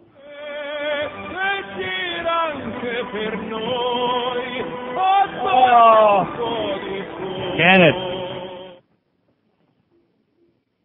That's unbelievable. I thought that first week, I think it was Wednesday, the first week, or Thursday, that started up, and then Bluff went in there and told him to cut the crap. I thought that was loud. This is so loud, I feel like I'm in the middle of what's that festival? Where they're all Goombay? Yeah, I feel like our I'm going to get the Goombas to take care of the Goombay is what I'm going to do. You crazy over there? Hey, somebody in the building go in production and tell that jackass to can that loud crap. You go over there and tell him, okay? I'll drag the spot out. I'll do whatever I have to do. Wherever the hell this lunatic is. Man, you talk about a place, I mean, and you think that I get hysterical over nothing, huh? You folks out there that think I make it up, oh, it's really funny. I'm telling you, man, the comparison between this place and a real radio station is like comparing donuts with filet mignon, with Chateaubriand. Like comparing dog to a great fine steak. He's cranking it over there, this man must, his nuts must be spanking. He must be spanking something over there. Thank you, lunatic. Now when George comes back in, we'll find out which asshole it was in there. Which jackass was it this time? The same one? DJ Laz, but that's not the production room. That's engineering. He's actually down the hall and across the hall. DJ Laz? C. What kind of a what is he? Is he He's an asshole. Yeah. And why is it? I still hear it. Yeah. They're on the air. That's how he mixes. He's a deaf man. What do you mean that's how he mixes? They're in the mix room mixing on the air. They do all their live mixing on the air, and that's how they play it. I'm surprised you haven't noticed it more often. It's all day, every day when they're doing live mixing. What?